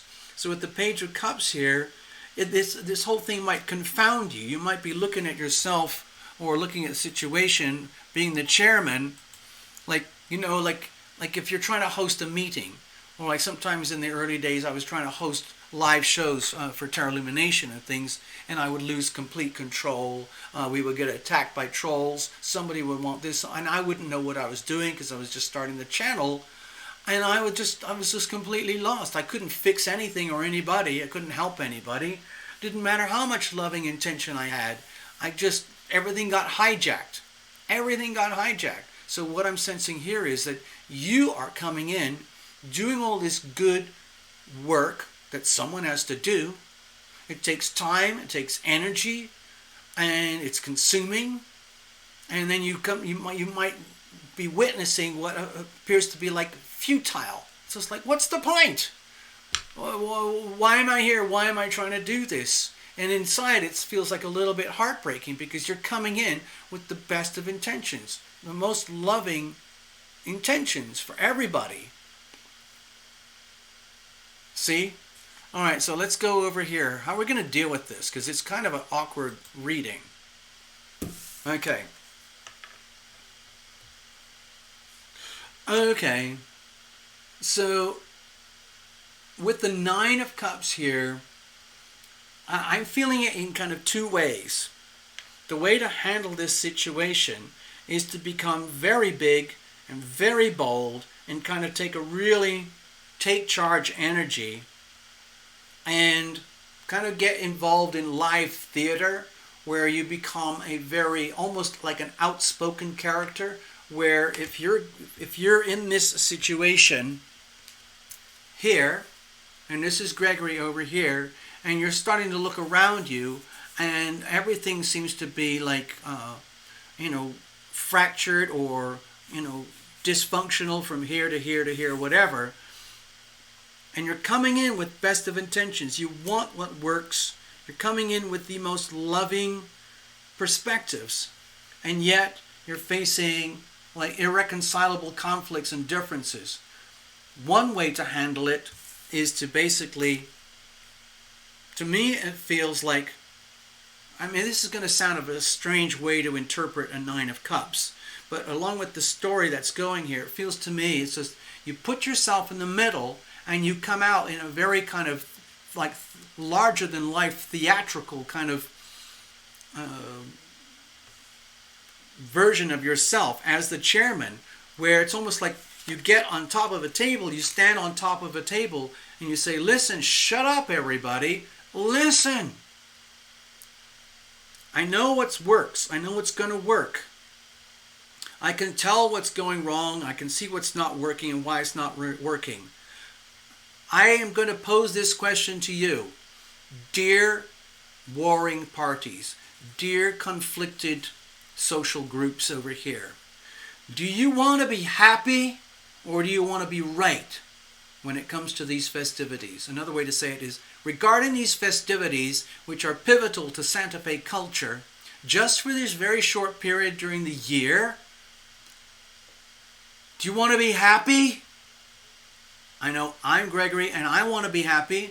I'm doing this chairman thing. I don't want to rub anybody's faces in it, but it's actually incredibly hard to be the participation chairman when there are all these people here who are making it very difficult for me to do my job.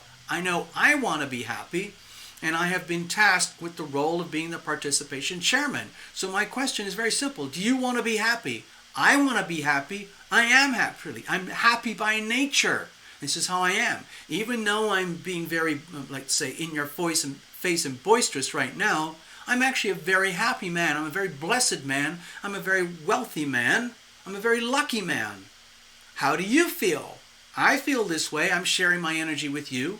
Would you be willing to set aside your grievances just for a moment, just for a few days, for the festivities, so we can all have some fun, and then we can talk about your differences another time? Okay? That's what I'm sensing with this card here. That would be a way to deal with it. But it's quite demanding. It means kind of really putting yourself on the spot and becoming almost like very theatrical here. There is a secondary backup reading that I have for this, and it's a very different way to deal with the whole situation, Gregory. And if you feel, I just want to do what makes me happy, you just do what makes you happy, okay? Whatever makes you happy, Gregory. Like, if this is so unmanageable that you know it's just not worth bothering, then don't bother. Enjoy the show anyway as best that you can. And if everyone else insists in having fractious relationships, then that's their choice. You're going to be happy anyway. However you define that happiness is a whole other thing. What does that happiness look like to you? Like you mentioned, am I going to participate at all? Now that I've actually chaired everything and everything's up and running and set up and going, do I actually have to be there? You might want to be there. Either way, you do what... So I see two readings here. Do what makes you happy, and if you have to, if you feel that you want to go deeper into this thing about being the participation chairman, especially for the Native Americans who might feel disenfranchised, I would literally stand up on a table. Well, I wouldn't. I probably wouldn't. I don't know. I would, become very much a larger-than-life creature in the middle of the room and put it to everybody. Put the same question to everybody. What do you want? Do you want to be right or do you want to be happy? And let them answer. If all they want to do is bicker, then you can just walk away and say, screw it, okay, I'm just going to go off and be happy, and you can just do whatever you want. Thank you, I tried. I hope that makes sense, Gregory. I hope that makes sense to you.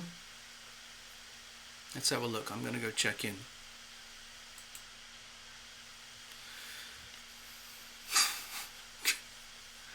So, yeah. I know, I'm sure that you can, because, you work in courts, you have to be in a public arena.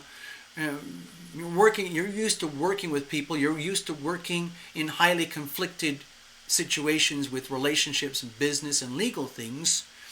So sometimes, I think we talked about this earlier, it might be an idea to get into the role like a larger-than-life version of Gregory Ross, like the theatrical, the larger-than-life version of Gregory Ross, and take it there, Really play to your strengths. You have a lot of power in that way. Maybe you could just, tap into that. Like, really take charge and pose that very bold, daring question, and then see what happens. Okay? Thank you, Gregory. I hope that helps you.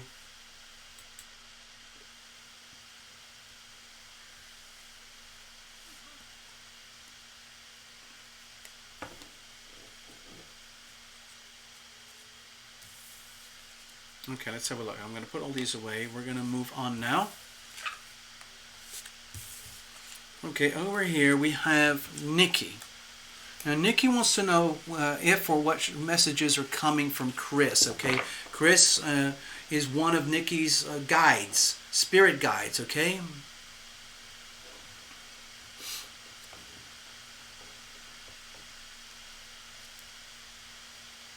Okay.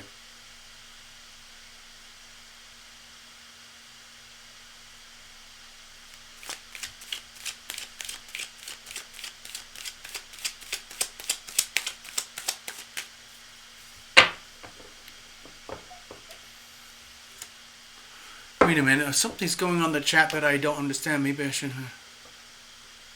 Okay.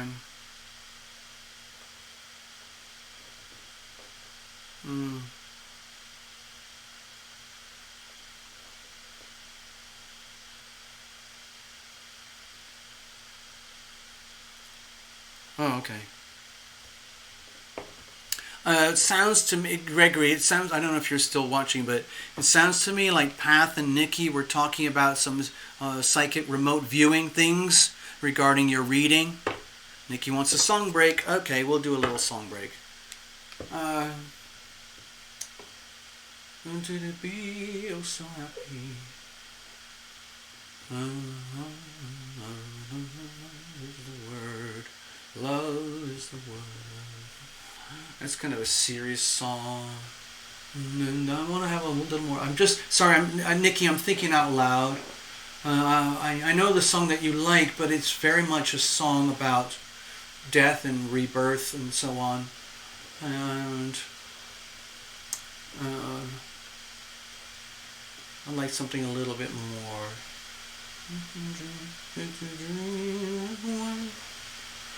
Alright, I'm just going to play Taste Your Dreams, okay? It's like a little reggae song. It's like a little reggae white beat white reggae, I call it.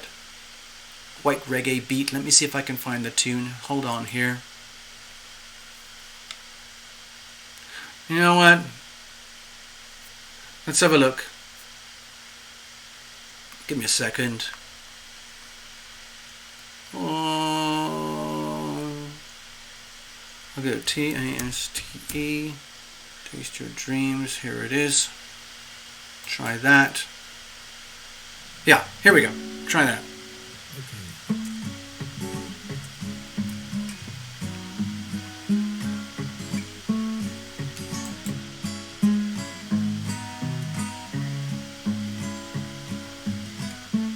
If you wish for a simple miracle, if you wish you can have one right away, all you need is some faith, is the will. Ask for it and it will come to you today. Hey, hey, I want you to be oh so happy. I want you to be your higher self. Yeah, I want you to live and die laughing. Taste your dreams today. Taste your dreams this way. Yeah, na da da da da, na da da da da da da da, na da da da da, na da da da da da da. And if you wish to be in a state of grace, ask for it and it will meet you face to face. And if you wish, if you dare to dream, you will find that it's easier than it seems. Hey, hey, I want you to be oh so happy. I want you to be your higher self. Yeah, I want you to live and die laughing. Taste your dreams today. Taste your dreams this way. Yeah, oh, na da da da da da da da da da da da da da ba da da da la da da da da la da da da da da da oh la da da da da da da da da da da oh yeah, I want you to be oh so happy. Yeah, I want you to be your higher self. Yeah, yeah, I want you to live and die laughing. Taste your dreams today. Taste your dreams this way. Taste your dreams this way. Taste your dreams today. Okay. So we had a little bit of a break there. It was a little Lumination song. You know, basic, good tune, a good beat, good words. That's all you need. Thank you, BB. I'm glad you liked that. So we will rearrange the order of readings, as you can see here. It is done. BB, you are now at the very end of the line over here, as you requested. Right now we've got Nikki up next. She's interested in any messages coming from Chris. What's going on out there? Next, after that's Melanie, then Jeanette, then BB. All right, so Nikki. Oh. Let's have a look. Thank you, Nikki.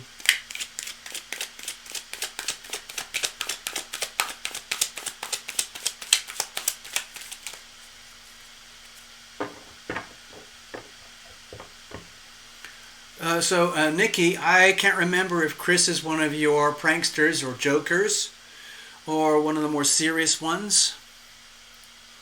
But I'm just letting you know that I'm definitely feeling a presence here. It's the energy of like guy to guy energy, and I'll try to describe it in a moment.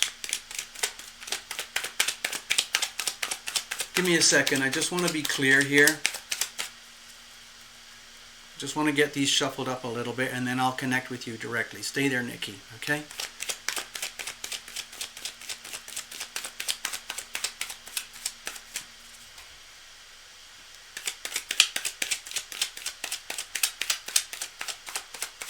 Oh, so he is one of the pranksters. Okay, well that would make sense then. So I'm going to tell you what I just sensed, okay? So if I understand it from your notes, Chris is one of your pranksters, one of your gentleman pranksters. And of course, they always have your best interests at heart. But here's what I sensed. I don't know if this would make sense to you, Nikki, because my feeling is that he is not a prankster 24/7. He's actually a very deeply loving, caring person. And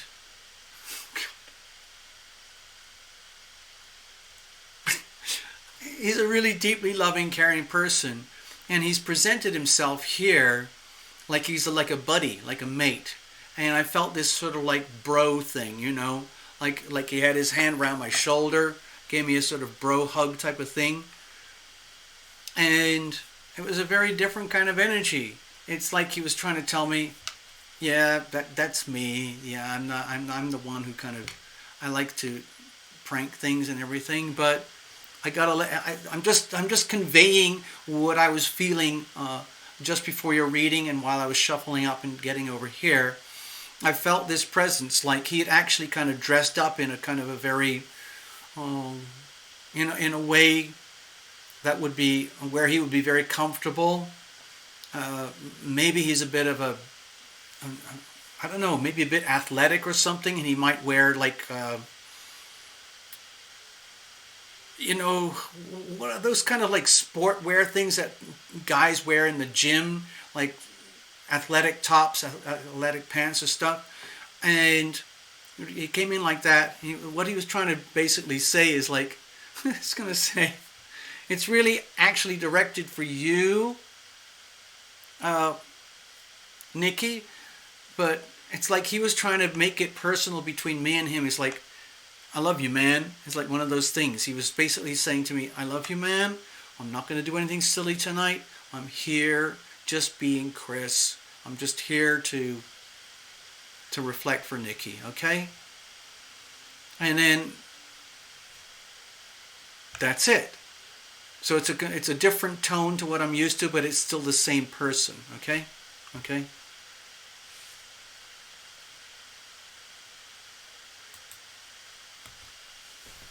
Okay, so another thing is that I just heard something from your Chris, and he was saying things like, thanks TL for making that side of my personality known to everybody here and to Nikki, that I'm not always just a sort of prankster. I'm not just a joker 24/7. I'm actually kind of a serious, very capable, loving person. It's just that it's so much fun to prank people. And so he can't resist it. It's almost like it's something he can't resist, but he's also perfectly capable of being a gentleman. Okay? There you go. Alright, so Nikki, let's see what kind of messages. Alright, so we're going to get serious right now.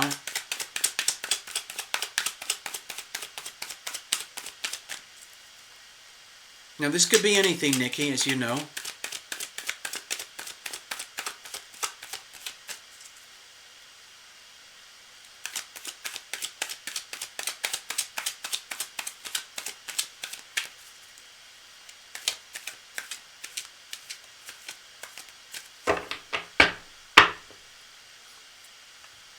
Let's have a look. Let's cut it all up first. Alright, here's the situation. Here's the challenges. Here's how you're going to handle them. Okay? So, it's almost like, what is it that Chris wants you to know? Or what is it that you need to know from Chris for your best and highest good? All right, surrounding the situation, we have, I think of external energies. I'm thinking of the planets. Right now, I am choosing deliberately, personally, Nikki, to tune into the large configuration of Earth energy. We have the Virgo Sun. We have 3 planets in Capricorn. We have Uranus and Taurus. So in my world of astrodoodles, that creates a very rich, loose, grand Earth trine, which is very stabilizing. It tends to create a... it might feel as though things are going slowly, because the Earth energy would work in a very solid kind of way, especially with the Taurus energy there. Taurus does not like to rush things. Capricorn does things in a very methodical, practical way, and Virgo is very precise.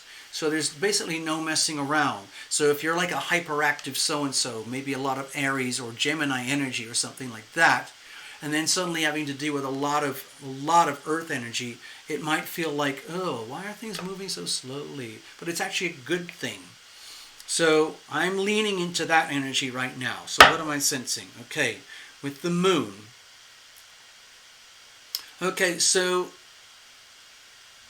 I think what Chris is kind of saying here is like, Nikki, you're surrounded by a lot of events, information, circumstances, whatever it is, might be news, people, events, experiences that are kind of shaking you up a little bit right now. It's almost a little bit, almost like overload, where you're getting, hold on, give me a second.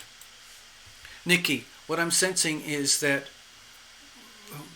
the moon card there is an indication that, well, basically there's a ton of stuff that's going on it's almost like nothing to do with you, but it's out there. And a lot of it's like people, when you watch the news or you discover what's happening in the world of financials or relationships or jobs or your location or your city or your family or people, it might be kind of an overload in some way that is starting to trigger what I would call a deep kind of primordial fear. And that would be perfectly natural. I was going through a phase, I think it was a week or a couple of weeks ago, where I was really, really overwhelmed with the collective, the energy of the collective, and I could feel it as if it was my own. I like to be happy. I like to choose to be happy. I'm very susceptible to being overwhelmed by the collective. And in a way that's handy. It's really good for doing readings and things, or I can pick up the energy of other people. But sometimes it can be very debilitating or very frightening, because sometimes it feels like energy that over which you have absolutely no control. It's just out there. And people don't like to be out of control. So with the moon card there, to me it's indicating that there's like a sort of a primal fear energy that's going on right there. And you might be in denial. Okay? So it's almost like Chris is saying, like, it's almost trying to say in a very, very comfortable, caring, loving, responsible way, Nikki, there's a lot of SHIT going on out there in the world right now. Very close to you, very far away from you, but it's all stuff that's potentially very scary. You need to acknowledge that within yourself. You can't just carry yourself perpetually as the permanent optimist where everything is wonderful all the time. At some point, you need to acknowledge that there are some very destabilizing, disruptive, scary things going on.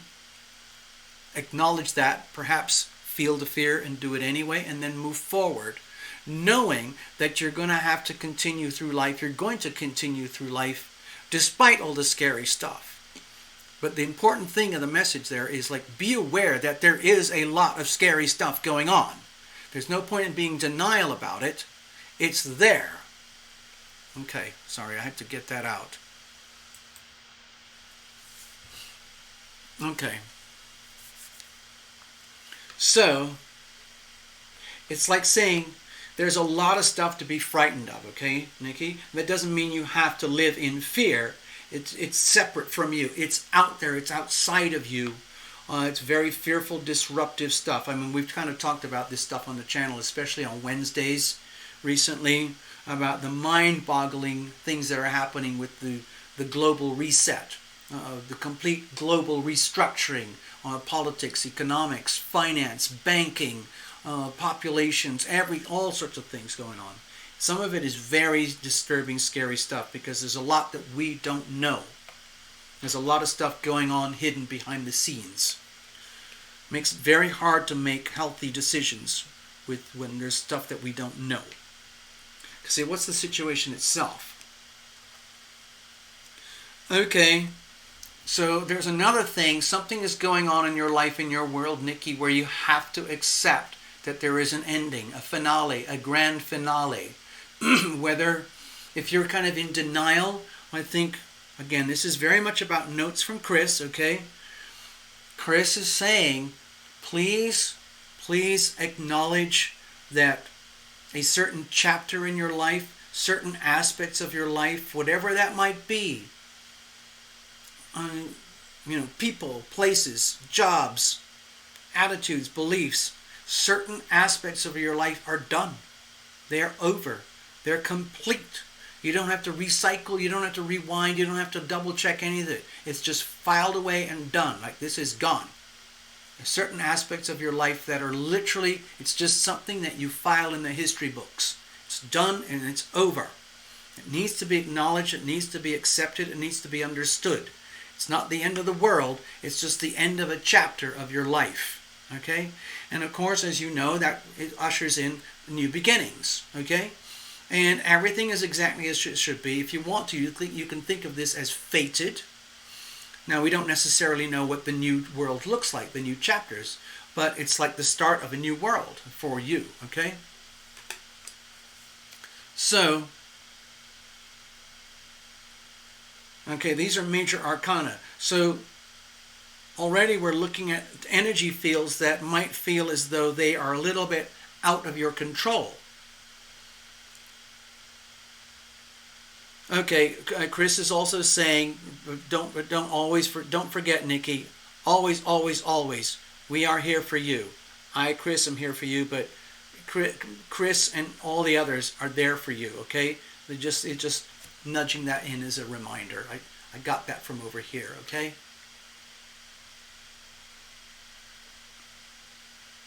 Okay, so because this is such a kind of a profound card, very much to do with endings, that might be a little hard to accept. Gosh, we got another major arcana here. And so the thing is, Nikki, because you're one of these women who's very capable, okay? You're a woman of substance. You are a person of substance.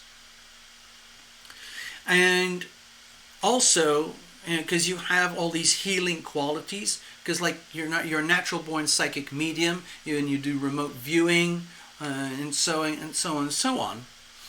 But over here with the Temperance card, my feeling is that it's time to recognize you might be resisting the notion that you might be the one who needs healing now.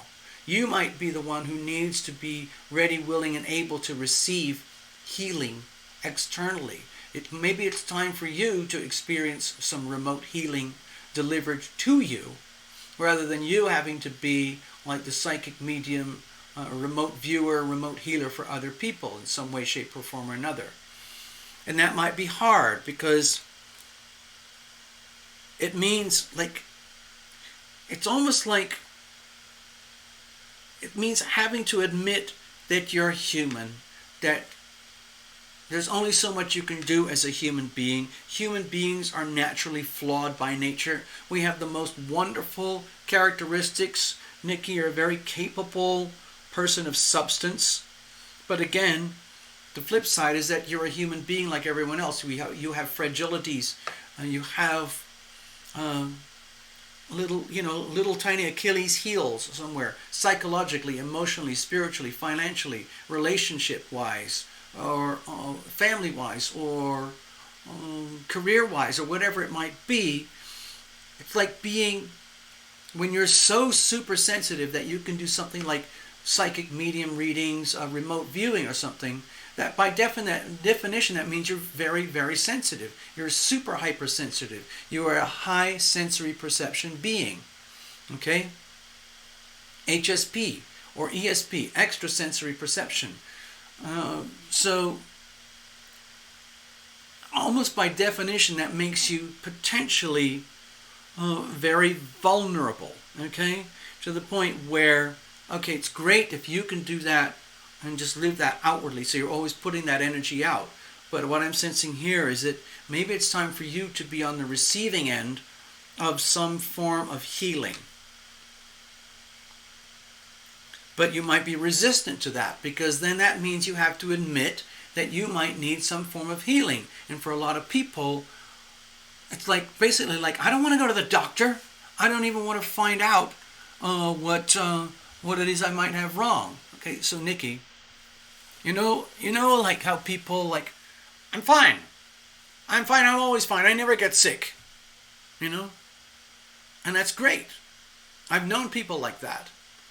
And they have very, very powerful immune systems. A lot of it is very powerful up here. I call it the will to live. They might have a very powerful will to live, like they're almost indestructible. They might have suffered this, and this disease, that, and that catastrophe, this, and this trauma, so-and-so disasters. But they keep going because they have the will to live. It's like having a very powerful immune system. But one of the things about that is kind of like being one of those people, because if you have such a strong will to live, you can it's like you have you end up taking a lot of hits, like from society, from the world, psychic, mental, emotional hits, and eventually it kind of takes its toll. And even someone like yourself, Nikki, who tends to always be positive, on the go, up front, you stay in the most, loving frequencies that you can. Like that's your natural state of being. That's your default setting. You're a naturally high sensory perception being. Okay? And then for, let's say, Terra Lumination, who's like acting as a sort of a conduit for Chris, where the message from me, it feels like it's a very kind, very gentle, loving message from Chris, almost like a spokesman, like, Nikki, it's okay. Like, it's okay to need healing yourself in some way, shape, or form or other.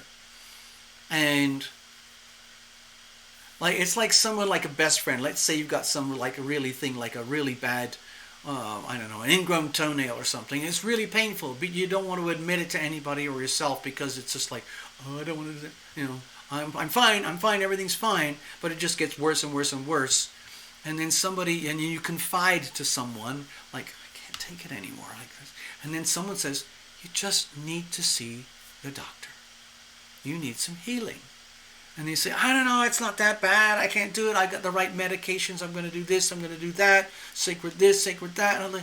And then someone says, no, you just need to see a doctor. They take care of this stuff, okay?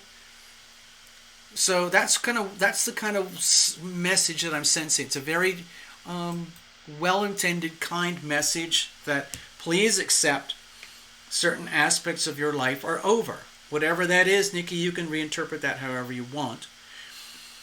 And then having to admit to yourself that you might actually need some healing. It's not a bad thing. There's nothing shameful about needing healing. There's nothing like people come to Terra Lumination. There's nothing shameful about buying a Terra Lumination reading from Terra Lumination.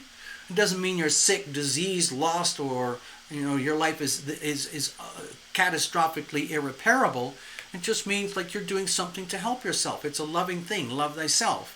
And so in this situation, love thyself might mean don't be scared of admitting that you might need a little bit of healing yourself. Okay? So how do we do this? Okay, this might hurt your pride a little bit, Nikki. Okay? The way to handle this, I think it's a very kind of a subtle way. I think Chris is really trying to be like a really good friend here. He's trying to be very comforting, assuring, very supportive for you, Nikki. And the storyline so far is just what I said. I'm not going to repeat that. But the way to handle it, again, think of it as a message from Chris, is that let's be honest here. Let's pretend this is Chris talking. Let's be honest here, Nikki. Because of your capabilities, your abilities to handle a lot of very, very complex issues, psychically, emotionally, remote viewing and everything like that, in your personal life, career, whatever it is, like it's almost like when you have strong leadership energies, you attract more and more problems. That's the thing about being strong, is that other people look to you, other people come to you. Anyone in a position of leadership understands that one of their biggest responsibilities is taking on all the problems that no one else can handle, the problems that no one else can solve, but someone has to do it. So it's like, oh well, someone's going to have to be the hero. But by doing this, I think what Chris is trying to say here is please understand that you are who you are the way you are, it's your natural way of being, and so if you sense what I'm talking about here is a bit of a predicament where it's very difficult to face, it's very difficult to put words around it, it's really hard to admit it or to understand it, but by getting a little mini tarot reading here, you get a little bit of clarity, like, oh, I see, I know, it's like Nikki says at the end of the reading, I know what you're talking about, TL, I think I know exactly what you're talking about, don't worry. And then Chris says, you have to understand, Nikki, part of it is that you brought this upon yourself because in some ways you're too nice, you're too strong, you're too wise, you're too psychic, you're too powerful. And so by definition you just attracted problems that other people couldn't solve or handle. And so you're in the situation. That doesn't mean you're bad or you're weak or you can't handle it.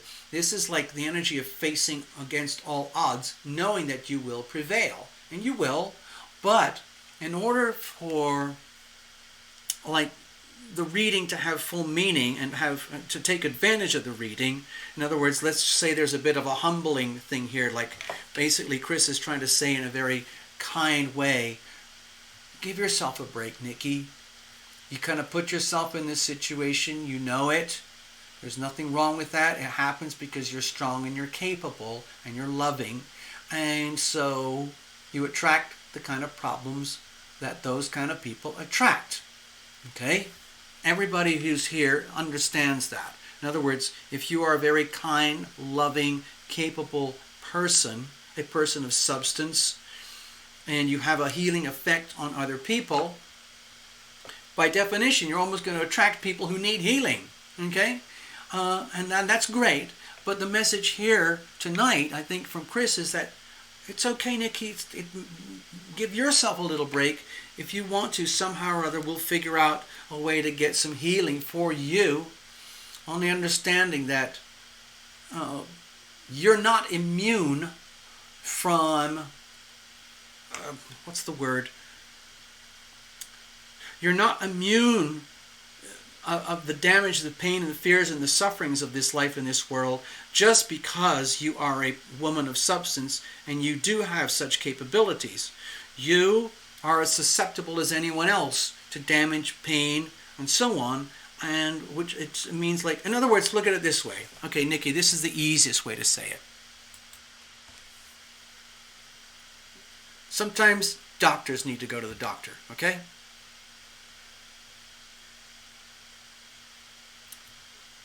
I'm not saying you're a doctor, but okay, like Love Triber would understand this. Sometimes hairdressers have to go to a hairdresser. Okay? What are some other obvious examples? But that's the kind of the general tone here. If you're a healer, if you do psychic mediumship, you do remote viewing for people spontaneously, generously. Sometimes it's like, it's okay, Nikki. Sometimes it's okay, you know. You can I don't want to say it, like, let's say, I've made my point. Like, basically, sometimes doctors have to see a doctor. It's okay. I know doctors. And they know this stuff. Doctors have their doctors, okay? Thank you, Nikki. I hope that made sense. And that was from Chris, okay? Certified. By the way, he's really proud and happy that he's your friend. And he's one of your guides. He's really, really proud to be one of your guides, if that makes any sense. He really wants you to be happy. And I think he understands you in a very, very loving way. And he wants the best for you. And tonight was a little bit different. I'm getting that same vibe from the beginning of the reading, where he's giving me this kind of, hand around the shoulder thing, like we're buddies kind of thing, and where he was very happy to be called here tonight for this reading with you, Nikki. There you go. So that's it. I hope that made sense, Nikki.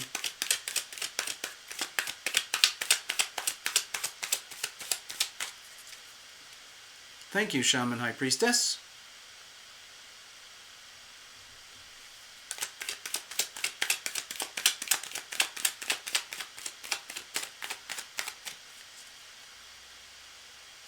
Okay.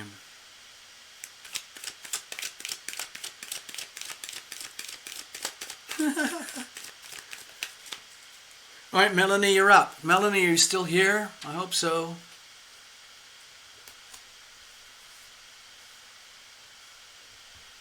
Melanie, you're up.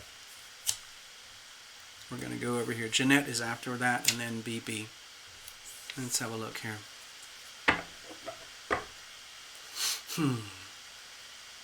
I need a little beverage. Hold on. So, Melanie, can you check in with us? Let us know you're still here. I hope so. Hello, Teresa White. Have you... I don't recognize Teresa White. Where are you? Are you in America? Are you in Australia, New Zealand? Are you in England?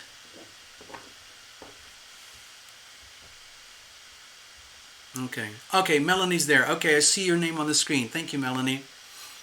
Cool. I don't have any notes here for you, Melanie. Do you want me to just go completely blind, or do you have any particular little issues you would like to have addressed here tonight?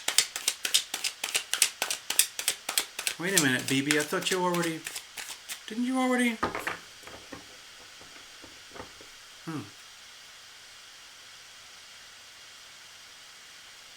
Charlotte, North Carolina is for Teresa White. Hello, Teresa from Charlotte, North Carolina.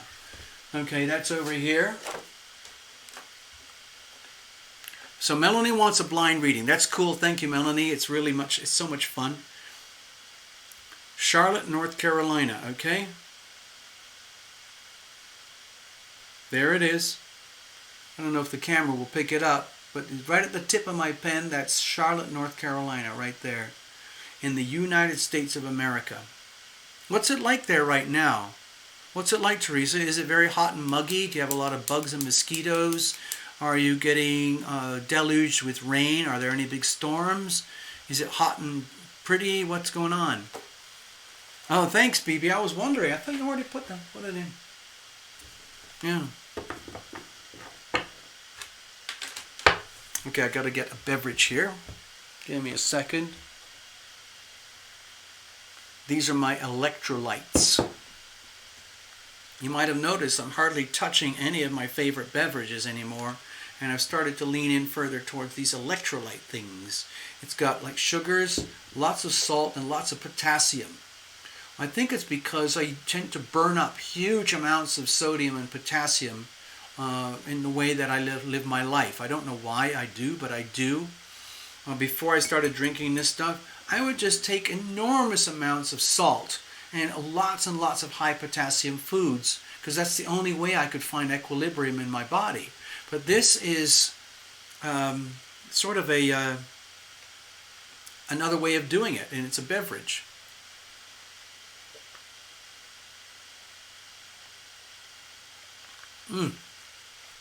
Thank you, BB. You're very kind. I accept. I really do. I think. Okay. Let's go over here. Let's have a look.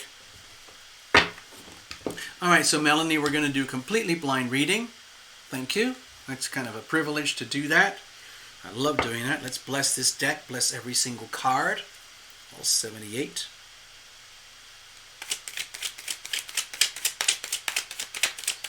You kind of know the drill already, Melanie, so we'll just see what happens. Anything could come up, absolutely anything, so brace yourself. Well, you don't have to brace yourself. You can just chillax. You can just hang out and see what the story is and how it unfolds.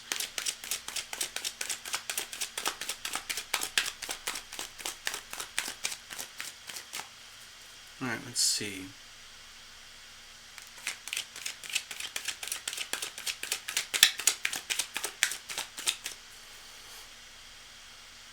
Wait a minute. Melanie, we did a reading once before, didn't we? Was it last week or the week before?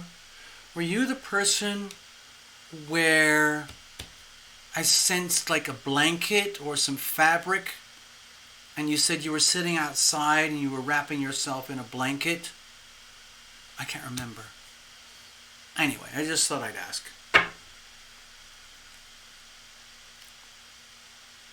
Let's have a look here.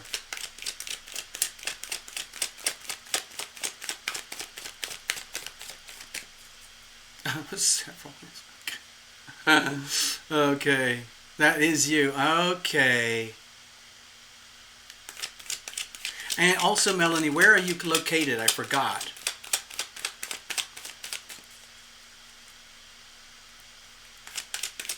Because I remember you. Yeah, hold on. Give me a second.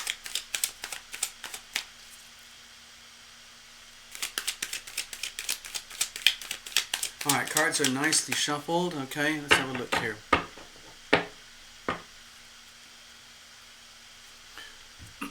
Let's break this all up into a nice, orderly deck.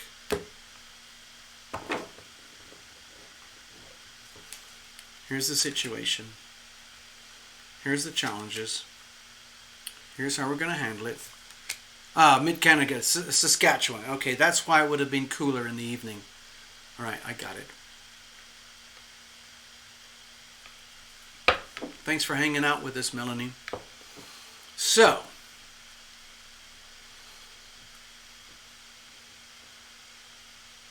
hold on. Stay. Give me a second, Melanie. Just give me a second.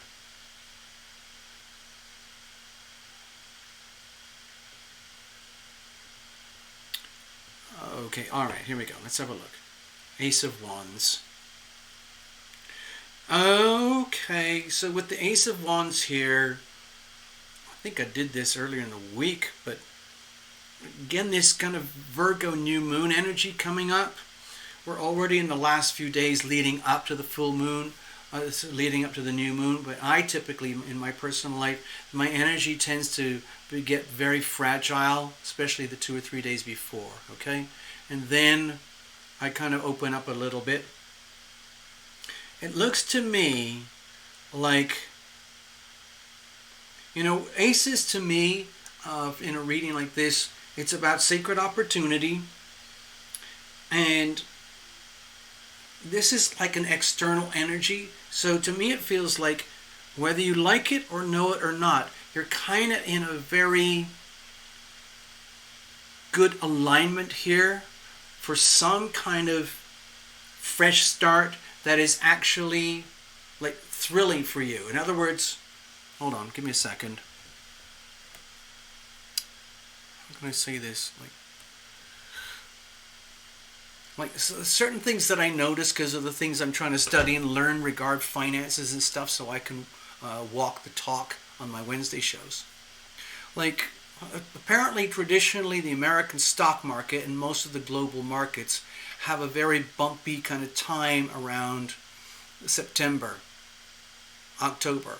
And you can look at all these things to do with financial astrology, where the Virgo energy is typically one of the most risk-averse energies when it comes to the financial markets. Okay, Virgos like order, precision, clarity. Okay, and the global markets tend to be very clouded and mysterious and chaotic. Okay, so with this Virgo new moon coming up, I'm kind of feeling here that the Ace of Wands is syncing up with that Virgo new moon, which is going to be later on this week. So by the time we get to this time next Sunday, you'll already be in the rising energy, current new wave energy of the new Virgo moon. And that will lift up and rise to a full moon, but that's going to be in the Libra Aries season. So that's a different energy, but it's still a new moon.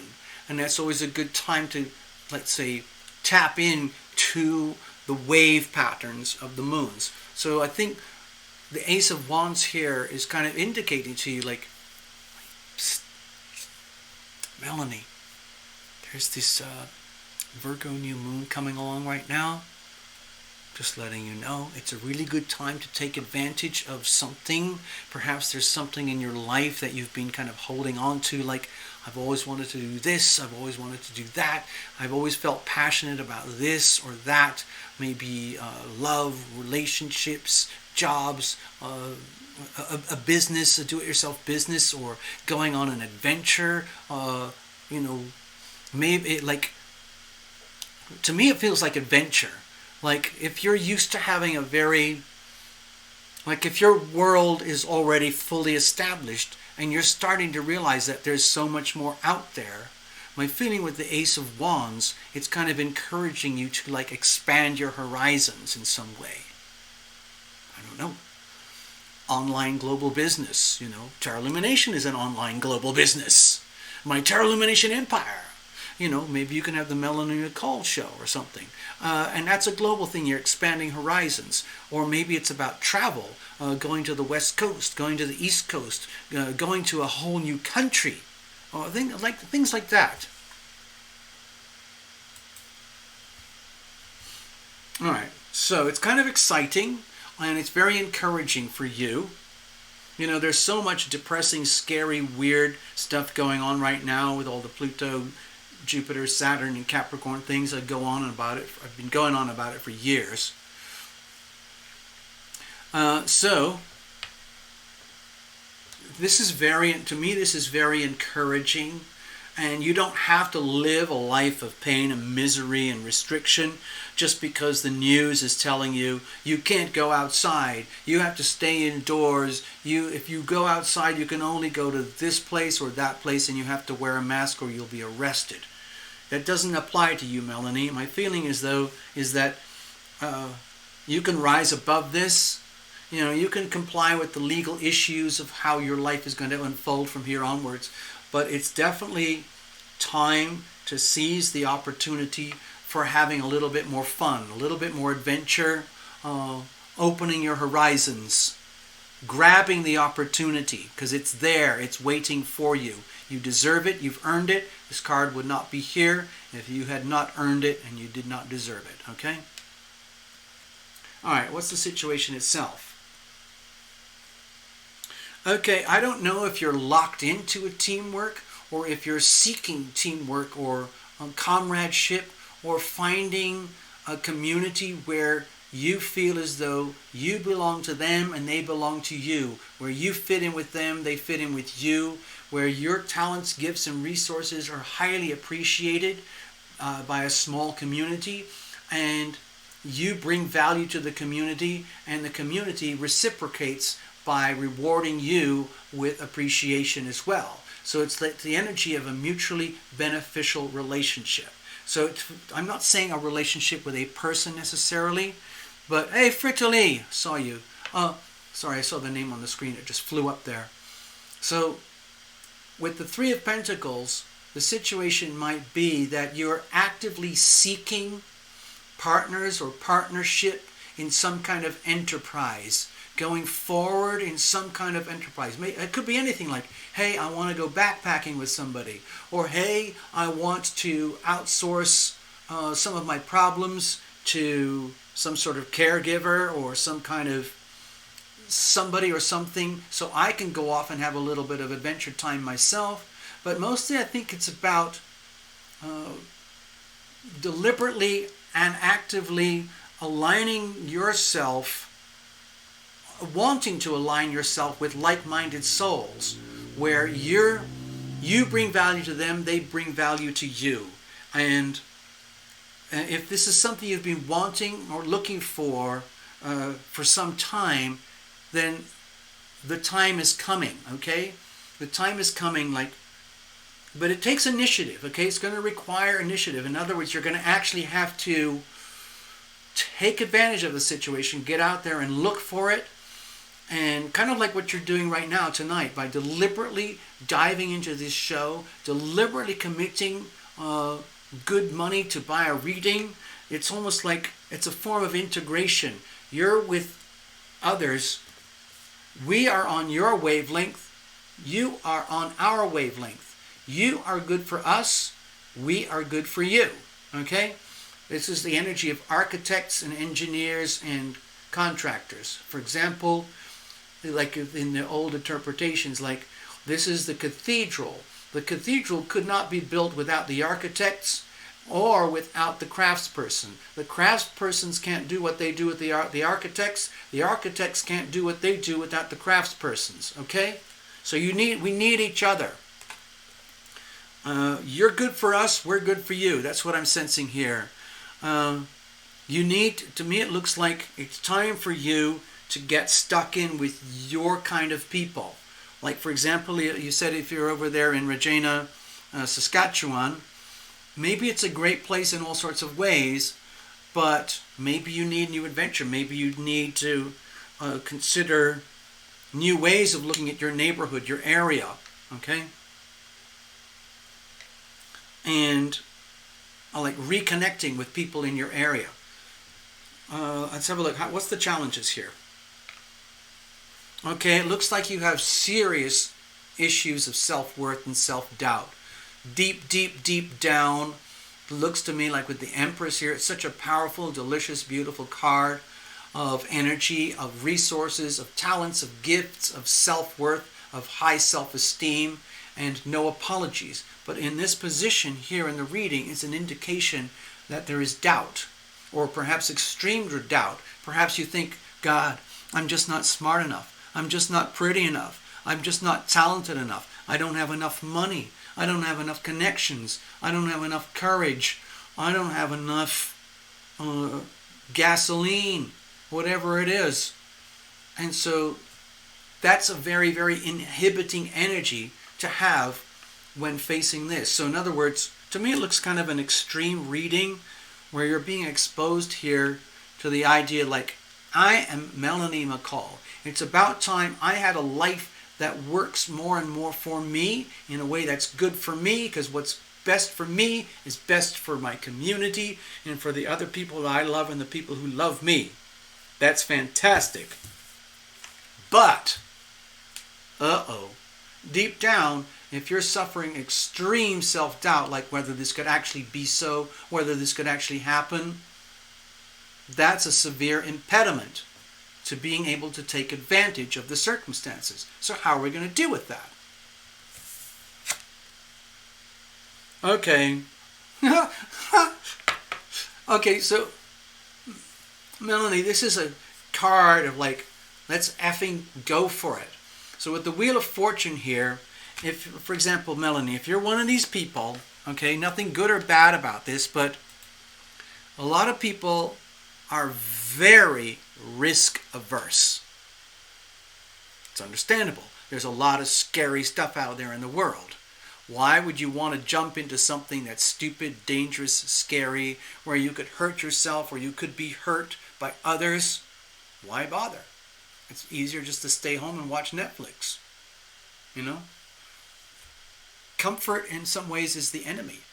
Okay?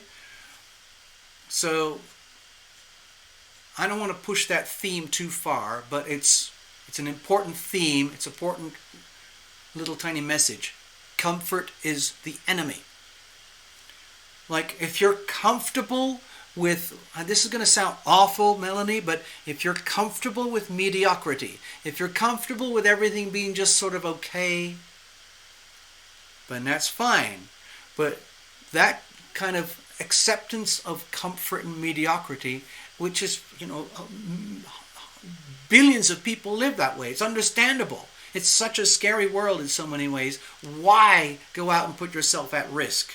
Why would you do something that goes completely against the sense of comfort? It goes completely against your desire to be safe in community with people who love you and you love them. Why would you mess that up? Well, it might be because comfort can be also in some ways very suffocating. It can be very restricting because it's like, I don't want to leave the nest. I don't want to go out there. What's the point? It's too cold. It's too hot. There's too many mosquitoes. There's too much rain. There's too much ice. There's too much sun. Whatever it is, it's just too scary. So with the Wheel of Fortune here, it's a completely different flip around. My feeling is the Wheel of Fortune is basically staring you in the face and saying, Dear Melanie McCall, the Wheel of Fortune. Let's just pretend I am the Wheel of Fortune. Anything and everything can happen.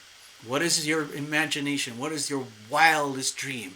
What is this thing that you want? Who is this person who you really know yourself to be? What is this community that you want to be involved in? Who are these other people? Where do you want to go? How do you want to be? What is this sense of adventure that is out there waiting for you that you might be a little resistant to tapping into because you might not have the self-confidence? You might not be used to having like really exuberant, larger-than-life self-confidence, which is sometimes what it takes just to walk outside the front door and face your world. So the Wheel of Fortune comes along and says, you know what? Sorry, Melanie. It's time for you to just freaking bust out. Just totally bust out. Take a risk. Take advantage of the Ace of Wands. Go out there, do something freaking crazy and wild that you've always wanted to do, but you've been either too scared, you didn't have the confidence, you didn't feel like everything was lined up perfectly. It's never lined up perfectly in that way. Eventually there comes a point where you have to jump. You just have to jump into the unknown and trust the process. You have to trust in fate. Okay, let me go back here. So, the Wheel of Fortune is basically kind of also saying, Dear Melanie, thank you for listening to your reading from Tarot Illumination up to this point. And let's just say that there is something out there that is waiting for you. Adventure calls, okay? And you have an idea of what that would look like for you.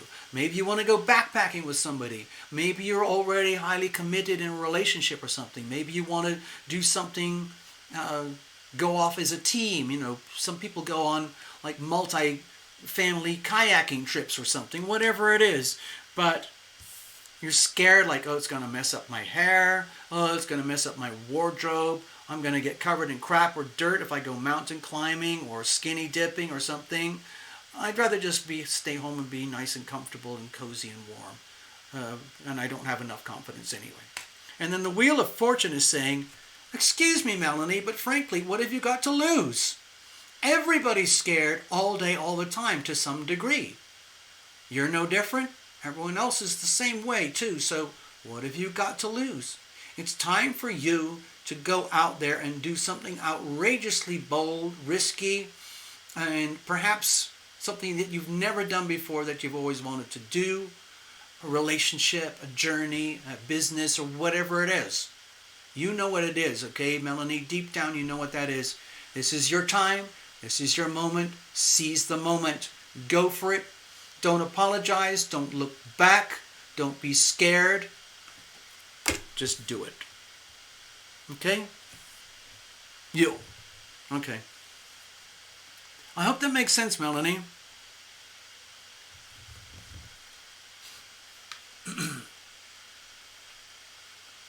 Uh-oh, Path is leaving us. Good night, Path. Melanie, I hope that makes sense to you. I don't know about the details, but it's the theme, the storyline that's important here in some aspect, something very specific in your life. I'm hoping it makes sense, okay? All right, let's have a look. What's going on? Jeanette, you're up. Shaman, High Priestess, okay? Okay, just what you needed. Yay! Go, Melanie! This is like seriously. Go, Melanie! Go, Melanie! And then everybody gets closer and closer, and someone actually pushes you through the door, through the gateway, because you're still maybe a little bit shy. But it's okay. It's kind of got, the fates have got your back here, okay? Let's put it that way. Okay, next up we've got Jeanette, and then we've got BB, and that's the show for tonight, people. So hang in if you want to enjoy some other people's readings. Sometimes it's really fun just to hang out and see what other people's readings are like. You know, it's hello Angie Love. Greetings. Yeah, Melanie, that's actually, to me, it's a really encouraging reading, especially if you're naturally shy by nature.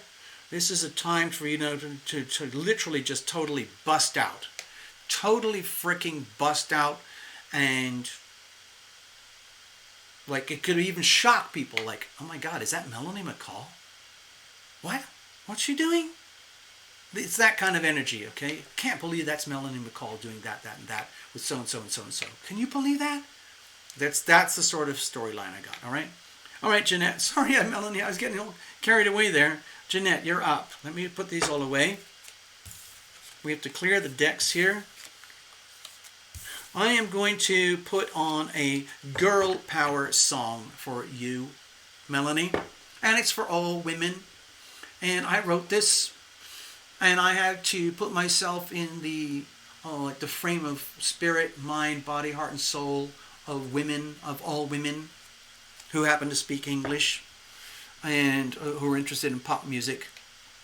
So I wrote this song, and I hired this girl, Emma Cairo. She's a wonderful singer, wonderful performer, but we had a falling out, so it never went anywhere. But here is the song. It's going to give me a chance to have a little tiny break, but it's all about girl power.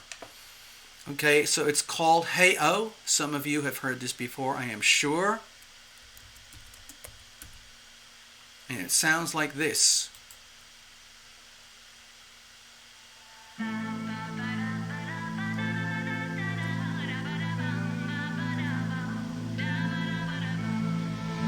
One of those days where everything goes wrong. My hair fell out, my heel broke off, I slept through my alarm. I missed the bus to night school, my stalker walked me home. I sprayed his face with mace and then he left me all alone. Hey, oh, tonight I'm gonna dance my stress away until the break of daylight. Hey, oh, there's nothing I'd rather do. You may not wanna dance with me, but I wanna dance with you. A lot of my relationships, they end up in the ditch, so I'm getting counseling for being an uncontrollable bitch. The doctor's pills he gave me, they make me trip and fall. So if you are the man you say you are, you love me flaws and all. Hey, oh, tonight I'm gonna dance my stress away until the break of daylight. Hey, oh, there's nothing I'd rather do. You may not wanna dance with me, but I wanna dance with you. Massages and pedicures are great but not solutions. The pets, the bags, the fancy racks are empty substitutions. What I really need is a man who throws me over his shoulder, takes me naked in the ocean, loving me when I'm older. Hey, oh, tonight I'm gonna dance my stress away until the break of daylight. Hey, oh, there's nothing I'd rather do. You may not wanna dance with me, but I wanna dance with you.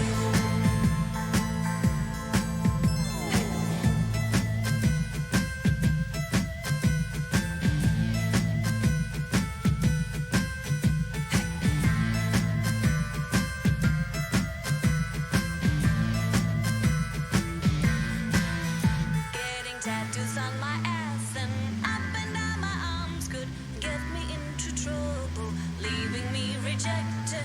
Then again, pretending I'm so pure and acting all demure is no guarantee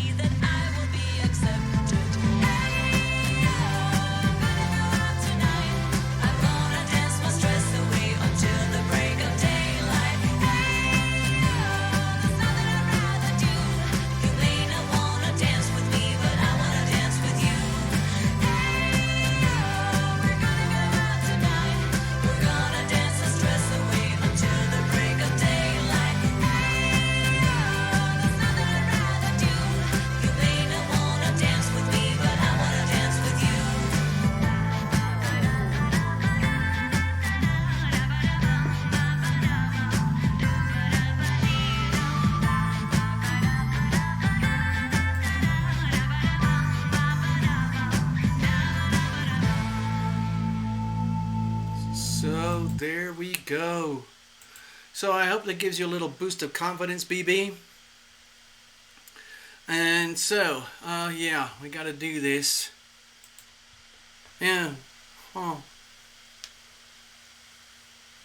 So sometimes, this is going to sound weird, but sometimes I like to jump around to that song and pretend I'm in drag, and that there's a bunch of guys in drag doing it as well. You know, like a bunch of jocks. A bunch of jocks in drag singing that song to themselves, like doing live karaoke.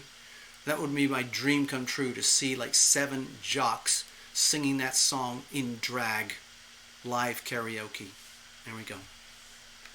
Anyway, so it's time. Here we go. Oh, sorry, I need a beverage. Here we go.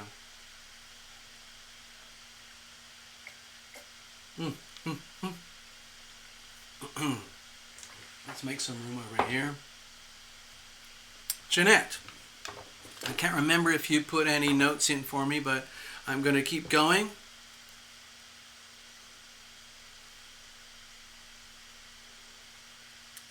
While we're at it, while I'm doing this, I've already shuffled, but could you remind us where you are, Jeanette? Tell us your name again. I think it's Jeanette Simpson, is that right? Well, see, Jeanette, you're psychic. I do need a sip. I did need a sip, so I had a sip. There we go.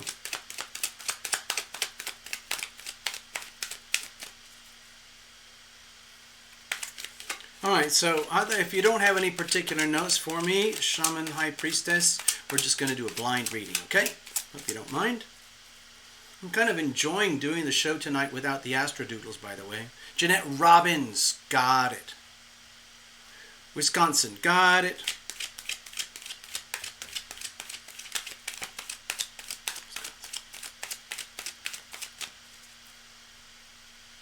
Okay, let me show people here, because I like my little maps. Okay, so here's Wisconsin, folks. Shaman High Priestess is up here in Wisconsin. Where was that town? That was Minneapolis. That's where they had all the riots. Portland, Seattle.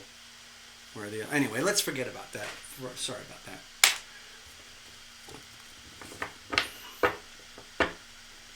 There's a lot of dairy up there in Wisconsin, isn't there? And beer, I think. Dairy and beer.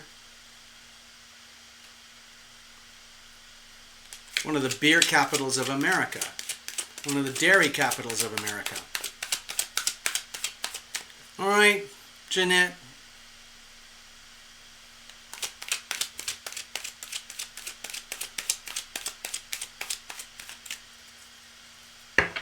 That's true, BB, not too far from Michigan. All right, Jeanette, here we go.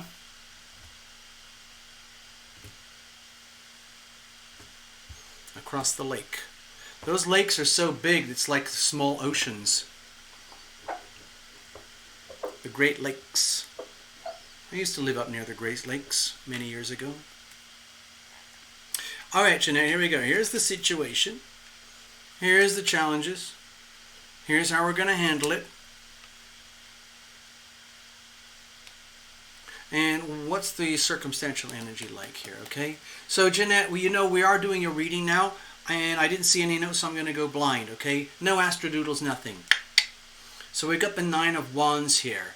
So to me it feels like you're putting a really brave face on surrounding energies that are actually quite challenging, quite contentious for you. Energies that, and none of this is a surprise, okay? The way I'm feeling it right here for you, Jeanette, is that this is not, what's happening in your life right now is not a surprise to you. It's something that you've expected, that you've known. It's like things have been building up for time, perhaps a long time, where things are like building up to the level of a pressure cooker, and you can see it happening around you, and part of you admits like, well, part of me, I have to say, I asked for it. I'm living a certain life in a certain way, where by being the person I am, who I am, I do attract challenges, or I am aware that I'm surrounded by a lot of stuff out there that is almost overwhelming. But you're not overwhelmed. In fact, all you're doing is going through kind of a breathing space right now. So, it's like, I don't want to learn. Sorry, I got a little bit distracted there. I was thinking about times of war. I don't know if you're involved in the military or anything, Jeanette, or you've got friends or family in the military in some way, shape, or form, or the National Guard or anything like that. Or people in, what do they call it, first responders, fire, police, ambulance, EMTs and all of that. I don't know if you have those kind of connections anywhere, Jeanette, but sometimes, like if you're living in a life where the moment you walk outside the door, you're walking into trauma, okay? Some people do that for a job, okay? That's their job. Their job is to walk into the pain and the suffering and the trauma where everyone else is running away. Like being a nurse in a triage center or something like that. Being an emergency technician or something, whatever it is. Okay, so my feeling is that since this is like an external energy and it's out there around and it's around you, I don't see anything bad or good about it, but all I'm doing is sensing that like this is what it is. This is how it is. It's like your world out there. It's almost constantly like this all day, every day. So you get to a point where you almost reach exhaustion. On this channel, we have a few people who are actually, a couple of people. There are all sorts of healers that have come to this channel. One of them, that was her business, dealing with ICUs, triage, intensive care units, dealing with people in very, very dire situations. And that was their day job. Every day you walk out your front door, you go to work, and you're facing pain and suffering. And so eventually you get to the point where some of that sticks to you, and you end up taking it back home with you. And that becomes a problem. So anyway, let me have a look at this, see what's going on next. Here's the situation itself. Okay, so with the High Priestess energy here, okay, I don't usually refer to the B's and the J's here. There's some certain specific traditional tarot readings that refer to these, and I don't even remember what they are anymore.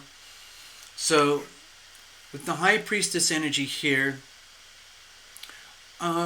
it's almost like, I don't know if you see this as yourself or you feel this as yourself, or if you're in a situation where you're very, very lost, but not in a bad way, just living a life situation where there's very little information, there's very little for you to hold on to that makes any sense or that translates into any kind of stability. No matter how confident you are and how you present yourself to the world, as shaman, high priestess, this could symbolize your energy.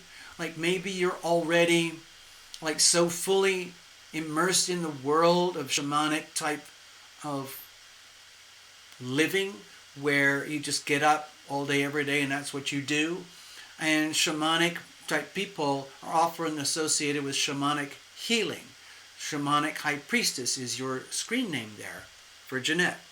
And so maybe this is just a simple clarifier, a simple message like, hello, this is just a reminder, Jeanette, don't forget that, if you're calling yourself shaman, high priestess, then it kind of represented it by this energy. And so one of the things about this energy is that a lot of the wisdom, knowledge, and information that they carry is not accessible or visible or attainable to the masses, or even to someone who seeks out your health and healing abilities, or your wisdom, or your psychic abilities, or your shamanic practices.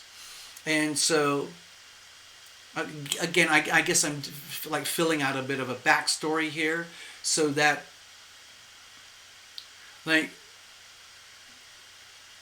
if you, what's the energy? You walk the talk. You're like being a living example of yourself, where take a look at yourself in the mirror and understand, like, by christening yourself or in conducting yourself and naming yourself as shaman, high priestess, it's like an invocation.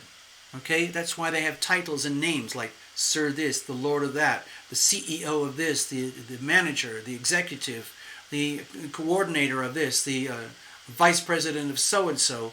Titles and names are very, very important. Okay, so with a self-determined title of shaman, high priestess, that is like it's placing that above your christened name of Jeanette Robbins. Okay, and so it's like, by naming yourself as this, it means you have to live this way. And living this way means that there's going to be times when you might attract a lot of problems, external problems, from a lot of people who actually sort of either want what you got, or if they're seeking what you have. For example, if you do readings or healings or tarot or astrology or shamanic interventions with clients or people, they typically have very high expectations from the shamanic healer, the shamanic priestess. So, to me, this is like, number one, it's a reminder that you named yourself. Okay, this is how you identify yourself to the world, at least through your channel. This is how you have identified yourself to others. And so it means that you have to live this. It's like you have to walk the talk. And sometimes it's really hard to do, because you can get to the point where you can, this is where the reading gets a little bit awkward, where you end up becoming a bit of a mystery to yourself. And then that's understandable. Like, I give a lot of readings to a lot of people. But sometimes I'm the person sort of like this, where sometimes I need feedback from, shamanic type people myself, because sometimes I don't know the answers to my own situations. So it might be that the situation is that naming yourself as a shaman priestess is one thing, but it's also an indication that it's okay to receive shamanic intervention, healing. Okay? You might be seeking that right now. In fact, in some ways you're doing that in a very modest way with a little tarot illumination reading here tonight. Okay? Okay. Now what's the problem here? What's the challenge? Okay, so shamanic priestess type energy is typically super ultra high vibrational, often undetectable by other people, where you could associate it with psychic mediumship, clairvoyance, clairaudience, clairsentience, that kind of energy. Sometimes it's very hard to be that way. Sometimes you can't necessarily go out and broadcast this all day long. Whoever needs to find you will find you, and you only deliver what they can handle, that they can know, and nothing more, nothing less. All right, so let's have a look over here. What's the problem? Okay, this feels very much to do with destiny. Okay, so it feels to me like you're maybe at a crossroads where, this is going to sound like a really strange interpretation of these cards, of this reading, but Jeanette, let's just say, with all the best of intentions, you have christened yourself a shaman high priestess, and you've gone through your own version of your own, let's say, like an indoctrination, a growth phase, a growth period, where you went through, let's say, practices, you went through shamanic training or practices yourself, and you've taken on the robes of a shamanic priestess. And now there might be some kind of, this is going to sound really weird, but some kind of regret, a little bit of regret, where like, oh my God, what was I thinking? You know, it's really like, okay, look at it this way. Okay, I'll make it personal now, Jeanette. I've been doing psychic medium stuff for decades, okay? And I didn't really like it for a long time. And I've always been sort of felt like I was pushed into it. And eventually I did this, I did that. I did private mediumship and psychic readings for people. A lot of things would happen randomly. In other words, whoever needed to find me would find me and I would work with them and that would be the end of it. But I never presented myself as a professional like I kind of do today with my little Tarot Illumination channel.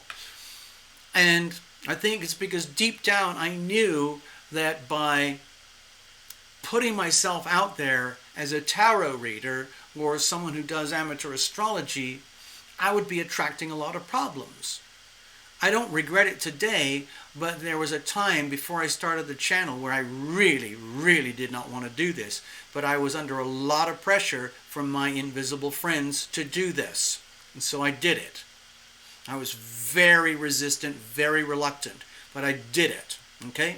Now, it's different for some people. I did not want to do this. Now, if you're someone who aspired or aspires to be like shamanic, someone who provides shamanic healing services, someone who does readings for people, someone who has certain degrees of clairvoyance, clairaudience, clairsentience, wisdom, the wisdom of when to share that information, and you start attracting that to you.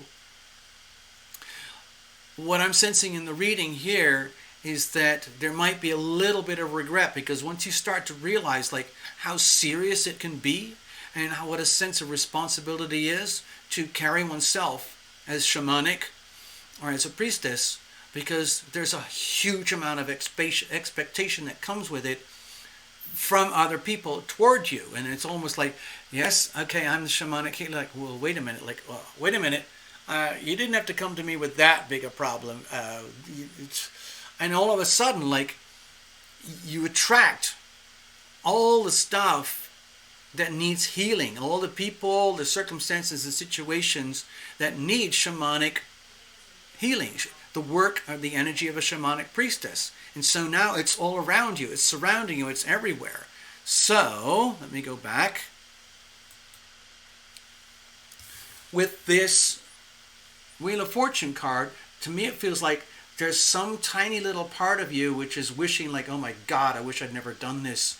I've opened up the doorway to so many problems landing in my life. I wanted to be a shamanic priestess because I thought it would be fun and cool to be a shamanic priestess, and it's wonderful, and I can do beautiful things for people. And then there's this realization, oh my God, it's not quite what I thought it was, and my life isn't quite how I thought it would be, because nobody told me it would be like this when I christened myself Shaman High Priestess. Is this really my destiny? Is this really what I want to do? Is this my fate? Or am I guided? Am I protected? Do I have any kind of backup from the universe to validate that this is really who I am and what I want to do? Oh no, oh no, oh no, oh no.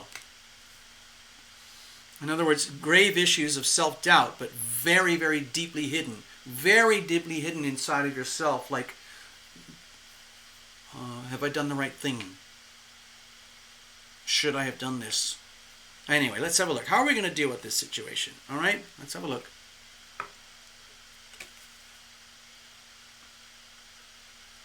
Okay, with the Nine of Pentacles, my feeling is it's an affirmation that you kind of have to keep going. You got to walk the talk. Actions speak louder than words. We had that here earlier today. And it's almost like, so this is a card of serious girl power. It's the Nine of Pentacles. And it's about, you know, having worked hard, earned a lot of accolades, credentials, qualifications, abilities, resources, talents, gifts, energy, connections, whatever it is, to get you to the point of feeling like you are your own master. You have attained almost to the level of mastery of self, where you don't rely on anyone or anything. And so, Jeanette, if you're suffering from any kind of very, very subtle forms of self-doubt, or any kind of really obvious forms of self-doubt, it's really better to admit it and figure it out, and then realize that, well, maybe there is something fated about my life, and there's a reason that I christened myself Shaman High Priestess, even though my birth name is Jeanette Robbins. Okay? So there's a mission and a purpose for you. There is a fate, there is a destiny here that exists for you that's above and beyond your birth genetic DNA type of name. And then it's like going backwards in the reading here, like, oh God, what have I done? What have I done? So, to me, this is a card of reassurance. To me, it's like, Jeanette, you're a woman of substance. You are a woman of means. You do have the gifts, talents, and abilities to be who you are and do what you want to do in this world. It does come with responsibilities, but it looks to me like it's worth it. In other words, if you're really doubting who you are and doubting whether you should have ever christened yourself, to me this feels like an indication. Keep going anyway. Face the doubt, face the fear, face the sense of not knowing what fates and destinies lie ahead for you. The whole energy of the High Priestess anyway is that there's tremendous amount of knowledge, wisdom, energy that is hidden. It's hidden behind the veil. It's only revealed when it needs to be revealed. Not before, not after. It's very much about synchronicity. It's a very Piscean type of energy. It might be that this is relating very closely to the Sun in Virgo, highly opposed with the Neptune in Pisces right now. Two very different energies, and they're in strong opposition right now. So what that can mean is that the solar power of the sun and its brightness and its pure, unambiguous creativity is undermined by this very nebulous, ambiguous Neptunian energy here. Very spiritual, highly evolved, highly spiritual, very, very amorphous, very hard to understand energy. And so you might be feeling this energy of confusion triggered by the Virgo-Pisces polarity in heaven right now. It's happening right now. But this card here is kind of, to me it feels like a really cozy, warm hug from heaven. It's basically like, Jeanette, you're doing all right. You're doing okay. You did the right thing. It's okay. You wouldn't have christened yourself Shaman High Priestess unless there was a reason, a purpose, and a mission to do so. So just keep going. Understand that you do have gifts and talents and abilities. Yes, it might make it feel as though you're fated and like, well, I don't have much control about how all this works out. In a way, it kind of doesn't matter. It's more like just trusting the process, trusting the journey, trusting that Jeanette Robbins is Shaman High Priestess, and that you don't even know all the answers to your own destiny yet. And all that's happening in this reading here, Tarot Illumination is saying, as far as we can tell, with the Nine of Pentacles, you're actually doing okay. You are a woman of substance. You do have gifts, talents, and resources. There is a meaning and a purpose, and by definition, you're going to attract problems. That's what happens when you're a shaman. And then you have to kind of go and fix them and heal them. And so it kind of goes in a circle by being that, by christening yourself like that, and accepting your fate, accepting your destiny, self-imposed or imposed or whatever. Then you continue to advance and grow and evolve, and you become more and more a woman of substance. So this is validating. This validates the energy here, and then this feeds through to here. So it's like a what do they call it? A positive feedback loop, self-fulfilling type of reading. In other words, so long as you continue to affirm to yourself that I, Jeanette Robbins, am Shaman High Priestess, and I accept this as a sort of a fated thing, even though sometimes I have severe doubts, and I accept the fact that by definition I will be surrounded by other people's problems, then that's it.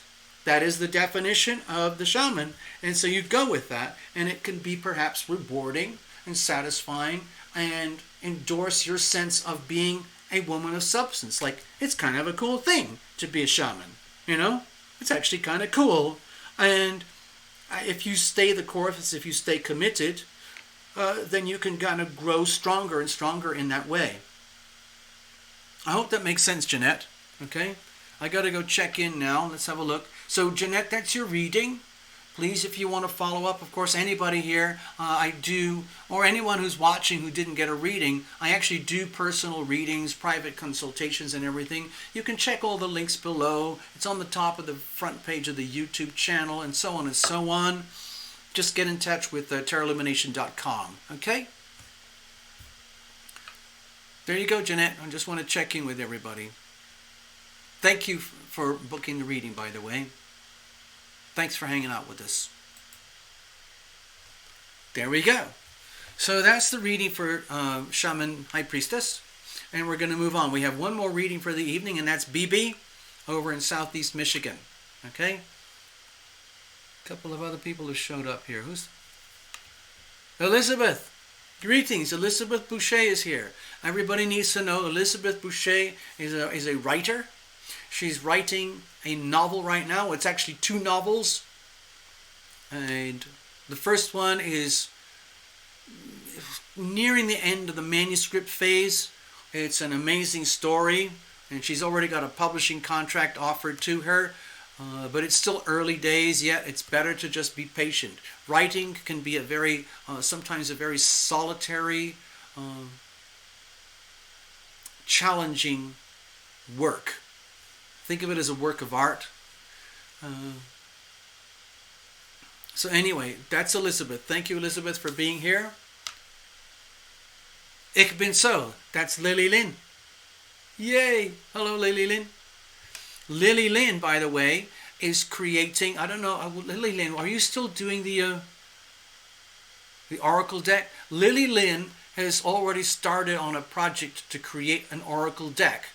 If anybody wants to make significant donations to help Lily Lynn get farther and farther with the tarot, with this Oracle deck, please get in touch with her. I'm not sure how to do that right now tonight. You can write to me at Tarot Illumination. I will introduce you to Ik Ben So. And Ik Ben So, you can work with them. But anyway, I'm just mentioning that to Lily Lynn because you're very gifted and you've already started. And it's a huge task that you've taken upon yourself. And so everybody needs to know Lily Lynn has already started creating a beautiful Oracle deck. It's got beautiful poetry, beautiful imagery. It's very inspiring. And let's see who else. BB. Okay. The Zep 1. I've seen you before. You've been here before. Hello. Greetings from England. You can't sleep. Oh. I know a few people who can't sleep. And there's Fritterly. Hi, Fritterly. What are you talking about, Fritterly? You had to show an ID card and use a webcam recording to take the test. What is that? Like a driving license or something? Oh, okay. So, Fritterly is taking bookings. Fritterly, I've already had readings with Fritterly. She's amazing. So, if anybody wants a secondary reading or a completely alternative reading, Fritterly takes bookings. There you go. That's her channel, Fritterly Land of Tarot and Truth. Okay? Fritterly is also the person who tells us all the stories about the furry friends, her little dumpster divers. They're out there, those little fur balls.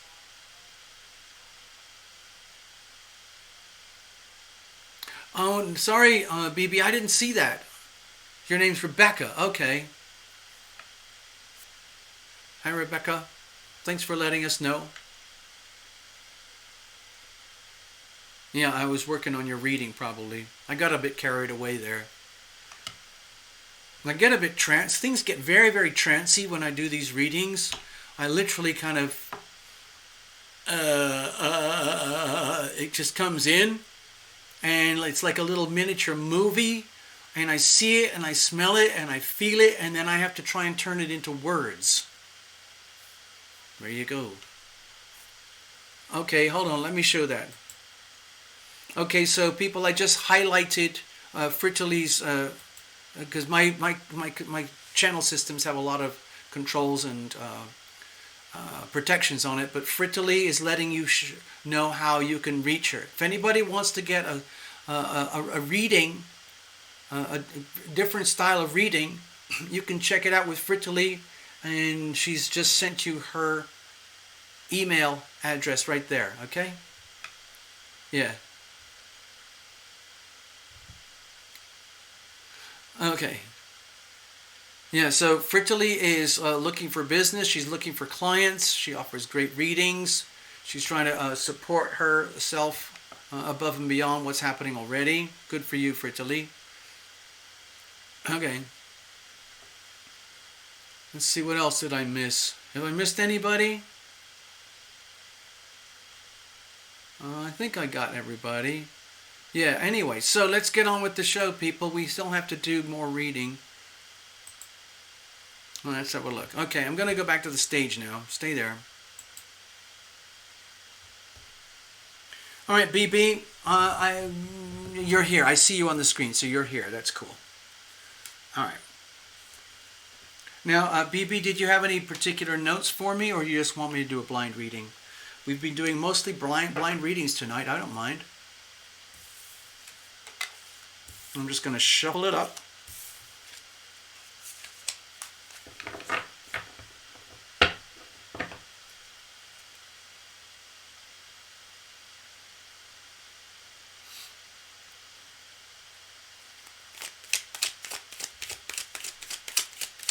Trash pandas.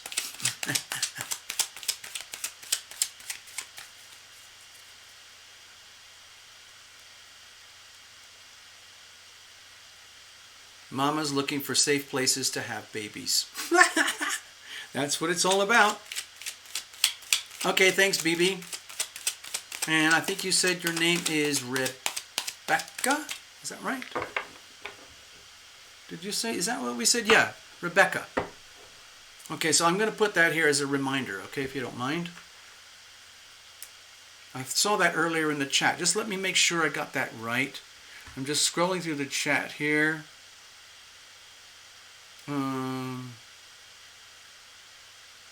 It says, my name is Rebecca, TL, and just in case you missed it when I said it earlier. I think you were reading. Yes, I was reading. So that's normal. So I'm going to put that over here. It's actually Rebecca. There we go. Over there in southeast Michigan. She wants to swim across the lake to hang out with Shaman Priestess.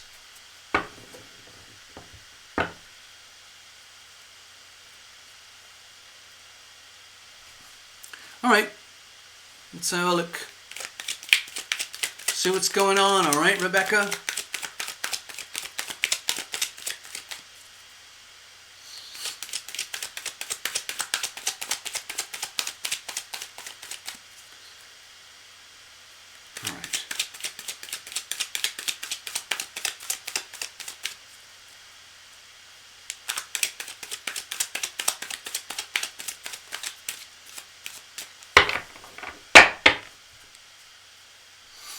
All right, just a little sip of the electrolytes.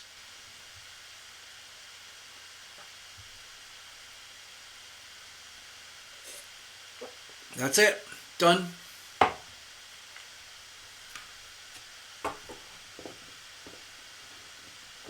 What? What were you saying, BB? Shaman's name is my middle name. What?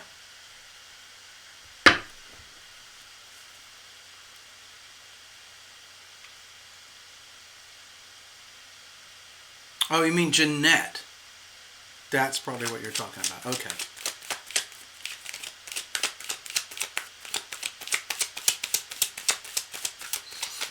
Well, who knows? Maybe you guys were meant to meet each other tonight on the show.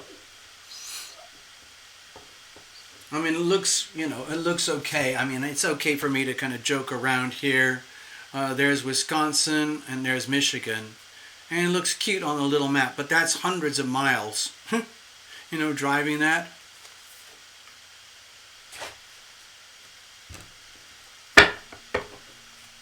Anyway, there you go. It's very interesting. We've had all sorts of people meet each other through this channel. It's very interesting. If anybody watching this and you've never done this before and you want to support the channel in a meaning like a direct way, you can do donations. You can go to tarotlumination.com, or you can go to the Tarot Illumination membership thing. All of that's in the links below. It really, really helps. Oh, but here's another thing. I'm sort of toying with the idea right now. I'm probably going to end up having to start another channel. There's a probability, or there's a possibility it will also be called Tarot Illumination. And then I'm going to have to figure out how to tell the difference for everybody so that I can gradually migrate everyone from this channel over to the new channel. Because the reality is that this channel has certain restrictions that make it very hard to operate much above and beyond what I'm doing already in a way that makes any sense. BB was just going to swim over. Michelle Lawhorn is saying hello from Pennsylvania. Okay, so wow, we're covering a lot of states here tonight. So Michelle is over here in Pennsylvania. BB's over there in Michigan. She's going to swim over to visit Shaman High Priestess over there in Wisconsin. Gregory's over here. He's got stuff to do over here. Heather's over there. Ivona's over there. Path Traveler's over there. Love Triber's over there. Gosh, where else? What have I missed? Frittely's up there. Nikki's up there. I'm sure I've missed a few. Sorry about that. All right, Rebecca, here you go. Thank you, BB.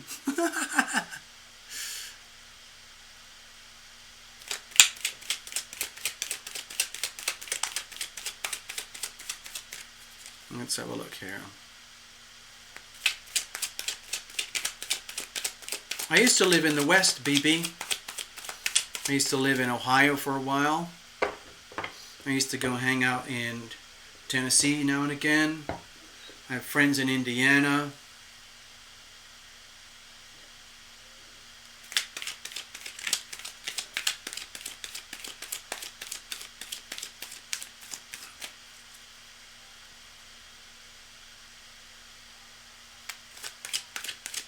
What's that, Frittily? Those are the name of the little kids. The mama raccoon, and there's Chitters, Fat Butt, and Peanut. Chitters, Fat Butt, and Peanut. Oh my gosh, that's a lot of critters to take care of. Ohio sucks.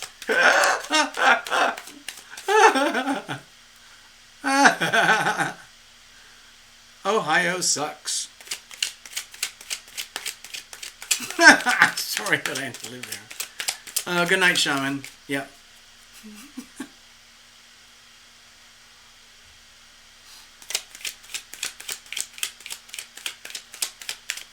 Alright, here we go, BB. Let's see what's going on. You know, this is a very, very serious show, okay? You understand that, Rebecca. We do very serious, important things here. Just kidding, sorta, right? No, I understand. I had some very scary things happen to me in Ohio, so I understand. Alright, here we go. Here's the situation. Here's the challenges. Here's how we're going to handle it. Let's have a look at surrounding energies, circumstantial events, perhaps the astrological influences, all of that stuff. All of that good stuff. Okay. So, with the Three of Wands here, to me this might be sort of like a karmic message going on in your life right now. Like, Rebecca, if you're looking around at your life and your world, and if you take a very, very calm, sort of sober, serious, unadulterated look at your world right now. Look at the world around you. Look at everything around you. Okay, I'm just sort of going really big here. Like with the three, what I'm sensing here with the Three of Wands is the sort of energies that I pick up naturally myself anyway. Because I tend to pick up like the very, very big energies from the collective, and then I have to figure out ways to how to distill that and put that down here in words on earth where I can understand them in terms of words and thoughts and feelings. Otherwise it would just melt you, you would just melt from the overload of power and energy that comes in. So that's kind of my job. I'm sort of like a transformer. Those transformers that they have on the top of telephone poles, they take a 10,000 volt power signal from the power stations and they dumb it all down to 120 volts to put it inside your house so your house doesn't explode when you switch on the lights. So that's kind of how I operate, and the way I'm built, like my astro profile has me arranged in such a way that I'm connected very much up here, and I absorb huge amounts of energy up here, and then I squash it and kind of realign it in such a way that it's actually like usable. It's actually hopefully vaguely intelligible. So what I'm seeing here is something similar going on with you, Rebecca, where you have an ability to perceive like the world around you in a kind of impersonal way, where you're aware of the collective. You might not be able to put it in words, but you are aware that there are some massive karmic type of historic events happening in the life and the world around you right now. These are historical times, okay? So, and it feels very much like, well, it's what you would expect. All the bad things are happening simply because of bad decisions made by bad people. And then so be it. This is what happens when you have bad people making bad decisions. When we the people allow bad people to make bad decisions. Especially if we the people are fooled by the bad people to the point where they get to go off and do whatever they do. But now, with the Three of Wands here for you, Rebecca, what I'm sensing is that you're becoming aware that a lot of these things are above and beyond just like a news bite on your Facebook or your Google searches or in your local community. You're starting to become aware that there are things happening on Earth right now with humanity. I already wrote a book about it. Wealth, Money, Finance, Global Restructuring, starting January 2020. So it's all over the world now. We already know from January 2020, the big China virus bomb exploded and went everywhere, okay? It was a massive pandemic, and that's what's happening right now. And so I'm seeing that for you, you're sensing that this is, well, what do you expect, Humanity has grown to be this big thing. We have allowed ourselves to be grossly irresponsible, grossly duped, fooled, and manipulated. We have done beautiful things. We've created amazing things that didn't exist 150 years ago. And at the same time, we've created horrific things that didn't exist 150 years ago. And it's all what you would expect. It's to be expected. And so it's unfolding in front of you. Everything, and just think of it in a very neutral manner. So that's what I'm sensing is happening around for you right now, is that you, Rebecca, you're kind of going through this like an epiphany, where you're like looking around your life and your world and you're realizing, oh my God, life is not just like, going to the grocery store, taking care of, jobs, work, friends, family, relationships, other people, spouses, siblings, moms, dads, uncles, nieces, nephews, job, money, payroll, taxes, eat, sleep, work. There's You're going through this phase where, like, oh my God, there's so much more going on. I need to pay attention. But it's not. You're not coming from fear. It's just from realization. Like, wow, this is what's happening. Okay. It's just an energy of consequence. It's the energy of simple physics, cause and effect. And you're seeing it unfold around you. You're seeing the cause and effect of your own decisions that you've made in your life. The bad decisions that you've made that resulted in bad outcomes. You can also see the good decisions that you made that resulted in good outcomes. And you start to realize, wow, this is what life is. You know, we make decisions and we experience outcomes. Wow. You might have thought life was something else, but from one perspective, that's all that life is, making decisions and experiencing outcomes. Now, what's the situation itself? Okay, now, with the Eight of Pentacles here, my feeling is that, I don't know if it's like you're already, like, employed in some way, shape, or another, but I'm feeling like this is like the energy of, like, what I really want to do is I want to be Rebecca, who's doing something that she really loves to do. If I am going to wake up every day and do something, if that means I have to go to a job or go to work or start a business, I want to make sure that I'm doing something that's really worthwhile for all my time, my talents, my gifts, my energy, my commitment to results and outcome. In other words, I really want to dedicate time and energy to optimizing and maximizing myself right now. I do not want to be a debt slave. I do not want to be a paycheck slave. I do not want to live paycheck to paycheck. I want a sense of life that has meaning, value, and purpose. Okay? That's what I'm sensing over here. And you are seeing the difference. You're seeing the difference between work for the sake of work and work that has meaning and value and purpose. And it's very, very different. Either way, it's a result. It's an outcome. Like if you just woke up and decided, well, I might as well just do this to get a paycheck. And you start realizing, well, that's not really me. And then you start realizing what I really want to do is something that is worthwhile. I want to invest. I want to grow. I want to make every second count when I am out doing what I have to do in life, in the world, on a day-to-day basis. All right, now what's the challenges here? Okay, so with the Six of Pentacles, it might be this kind of, okay, what I'm sensing, there's a lot of this and that going on here. That's what I'm sensing. Oh, I sense it already here, sense it already here, sense it very, very strongly over here.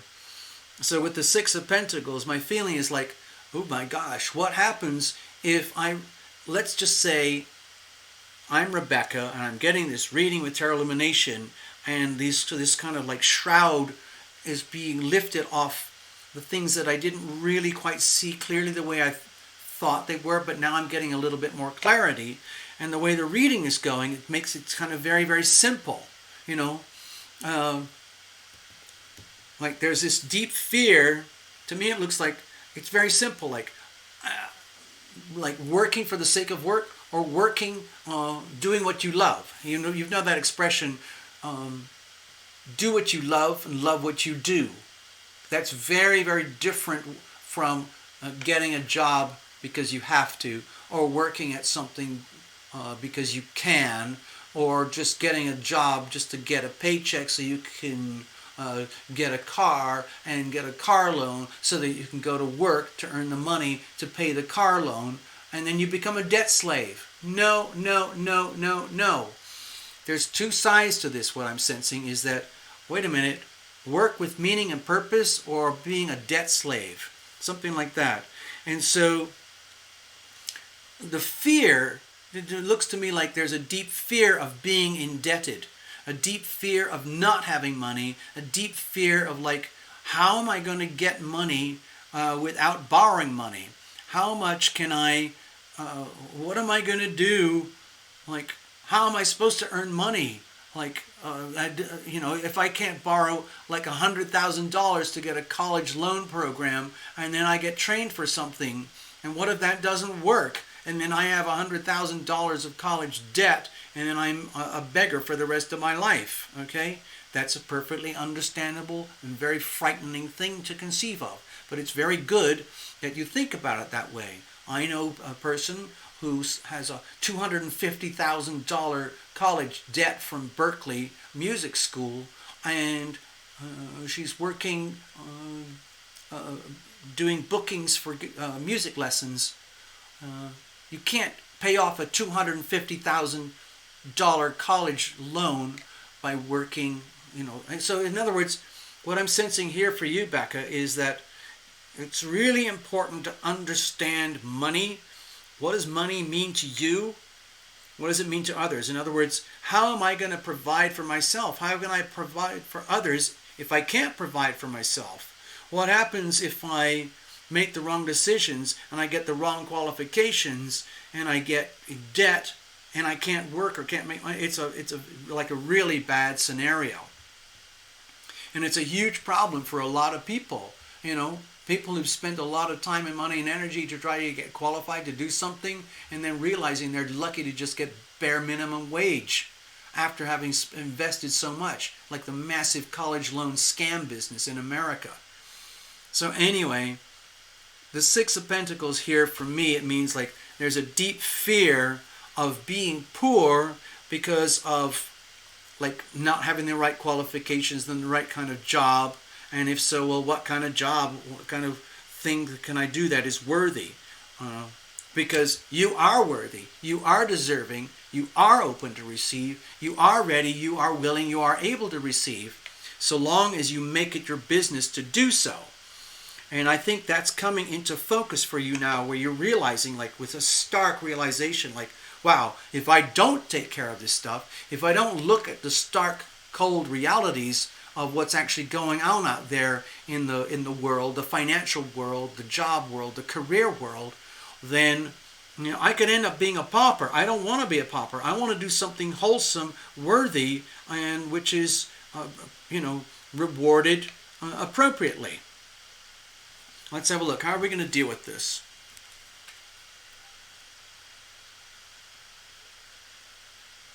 Okay, so we've got the Six of Cups here. Sometimes this relates very much to the past energy. If you look at your life, Rebecca, right now, is there anything, if you looked at your life, look in the mirror of your life, look at the history of your life, is there anything to which that you really love doing, that you've tapped into in the past, like maybe when you were a little kid or a teenager or a bit older, and you said goodbye to it because you didn't think it was worthy, or somebody told you can't do that, that's stupid, or like you'll never make money if you do that, but deep down it is something that you love. My feeling, there's a lot of nature here, there's a lot of love here. I'm just thinking of something really kind of, far out there. If you think of this as a little bouquet of flowers, it may not be glamorous, but some people are very, horticulture, maybe not, doesn't sound glamorous or like a normal regular job. Or having a flower shop, or being a professional flower arranger, things like that. Maybe doing something beautiful that you love that involves like being with others who do something similar. Like if you've got someone who like you can relate with, who's on your wavelength, and you think you might want to start a business with them, or they might want to start a business with you, and you start to basically say, you know what, I'm sick of being an employee. I want to be self-employed. I want to do something worthy. I don't want to live in fear of money. I want to maybe have a partnership with someone who loves what I do, and I do what they love, and you turn it into something where it's literally do what you love and love what you do.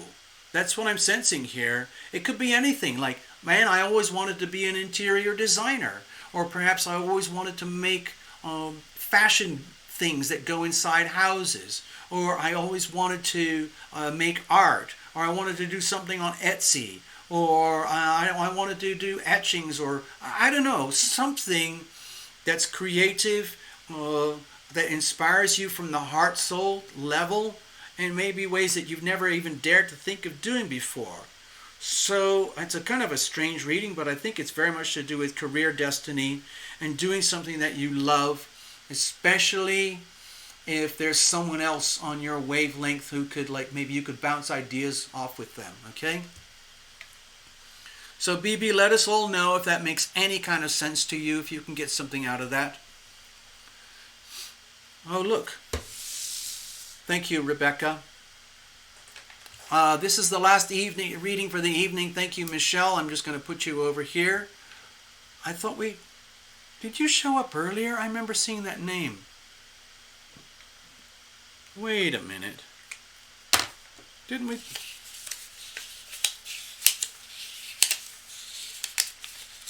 No. Okay. Well, I remember you were here earlier. I'm sure you were here earlier.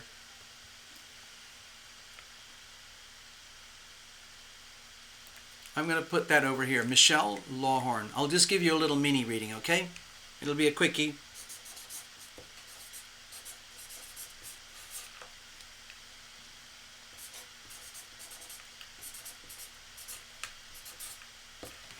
There you go.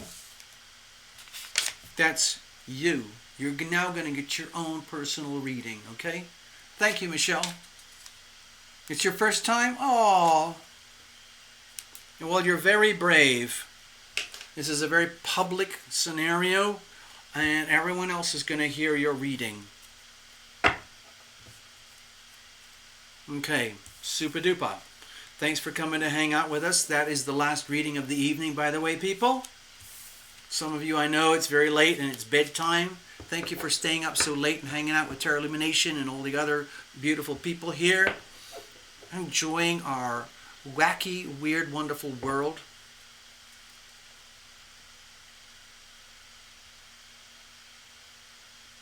Ah, look, BB. Okay, so a classic example. These are like, okay, so you know, this is kind of one of the things about tarot readings and doing psychic mediumship and all that kind of stuff. BB paid for her reading, put good old-fashioned money in the Terra Illumination super chat, gets her reading, trusting in the process. She said, I just want a blind reading. And she says, yes, wow, I understand, but it's strange to me also. But I know exactly what you're saying. It's just that it's not what I expected. Well, the thing is, like she's saying here, but that's why it's a blind reading, and it's what I needed to hear. Okay? So that's how it works. I don't know you. You don't know me. But I'm a conduit. I'm an instrument. I'm an instrument of the healing power of love. That's really all I am. I'm just a vessel. Stuff comes in, stuff comes out. I invoke it. I ask for the healing power of love to fill my body, my mind, my heart, and soul from up above, so that I own it. And then when I own it, I can do what I want. And what I choose to do is be loving. I am loved. So I am loving and I am loved. All I do is share the love. And so it's like I don't even have to know you. You don't have to know me, because everything else is taken care of by my invisible friends from the great beyond. And I'm just a conduit. That's all I am. So you heard what you needed to hear. Because otherwise it would have remained invisible. But now it's in full conscious and awareness. It is recorded live in public forever. And you can watch your reading again on an action replay if you really want to. Thanks, BB. Okay, Michelle, here we go. Thank you, Frittily. I saw your notes.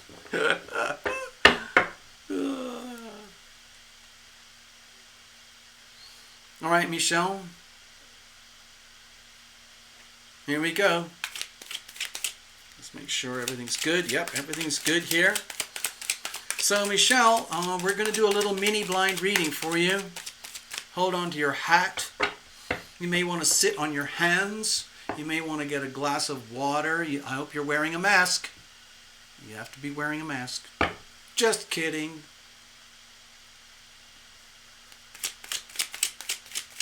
By the way, I hope you've noticed, people, I'm not wearing a mask.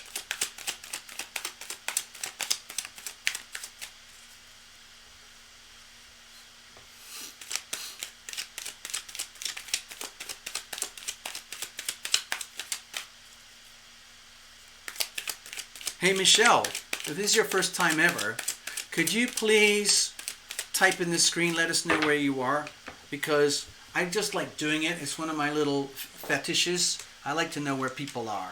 I like my maps. So, a lot of the people at the show tonight are from America, but we had also Lily Lynn from Austria. We had Tassa Art from Belgium and the Netherlands. We had, who was it from England? What's her name? Oh, and then she had to go to bed. I can't remember. And then we had, who was it from Regina, Saskatchewan in Canada. And then Southern Ontario over here. And then we had, who was it from South Australia? So anyway. Okay, I see it, Michelle. Scranton, Pennsylvania. Okay, so that's over, I think, in the eastern side. Scranton. There's Newark, Reading, Trenton, Philadelphia, Harrisburg, Pittsburgh, Wheeling, Youngstown. That's Ohio. So Scranton. Anyway, there's Pennsylvania, people. So that's where Michelle is right now. Okay? There you go. Thanks, Michelle. Thanks for diving in. Here we go. This is it. Last reading of the evening, people. Don't forget to pick up your trash.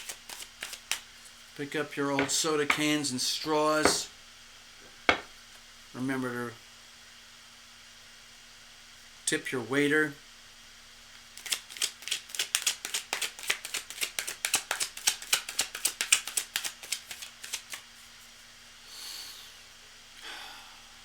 We're heading into a few days where things are going to be a little strange.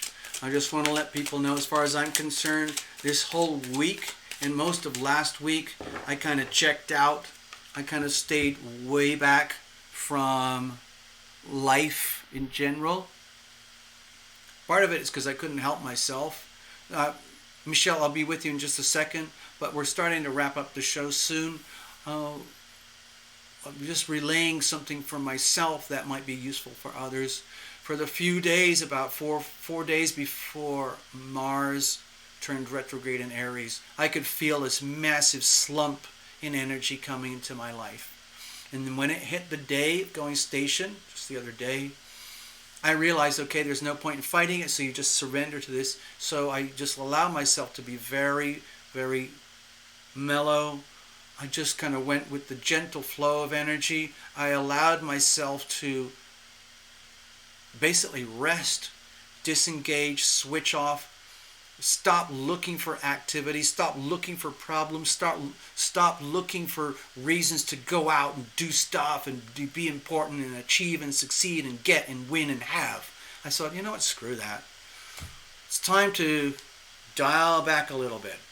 Now, in a matter of hours, well, a day or so, Jupiter is going to go direct. So there's going to be another shift of energy. So it's just like you got these two energies.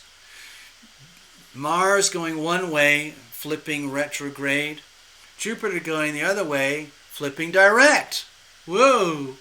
So this the way I'm looking at it, and we're heading into the Virgo new moon towards the end of the week. So for the rest of this week, I am allowing myself personally to be completely like, stay out of the water. That's how I look at it. If I pretend I'm a surfer, this is a week where I just say, you know what? It's not even worth getting in the water. The waves are maybe too big. They might be too dangerous, unpredictable. I just don't want it. It's just not even worth it. So I'm not going to bother. I'm just going to allow myself to have a really gentle, serene week, resting, healing, listening, communing with friends, family, neighbors, everything, enjoying the cats, eating nice food, hanging out with good company. Very simple. And then go from there.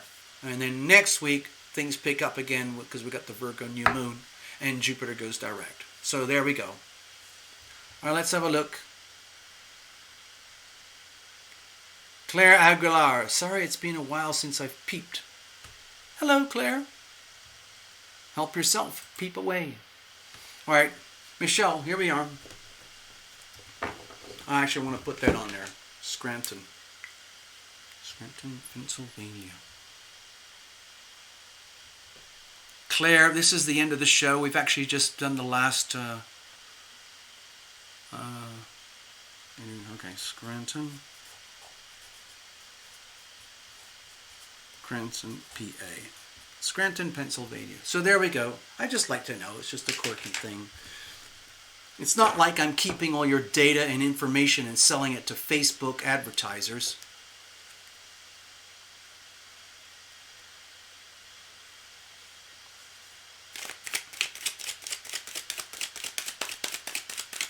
Hi Claire. No, I'm not going to really do much more tonight. But thank you. What am I? Hey, thank you, Frittoli, for explaining that. Yeah, Claire, that's true, actually. Frittoli's right. If you actually really need a reading, we can book something. You can go to terralumination.com and you can book a reading right there. Just go through the website. You'll figure it out. And we can do it that way. Or maybe you can, if it's not urgent or anything, come back next week. Put $10 into the super chat and you'll get a mini reading. Okay? Something like that.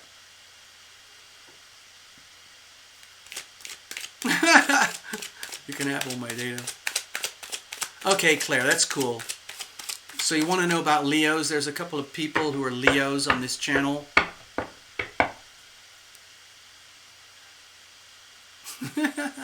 Right. Michelle Lawhorn needs a fresh start. Okay.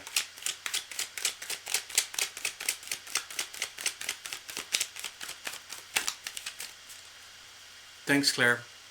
See you next week, okay?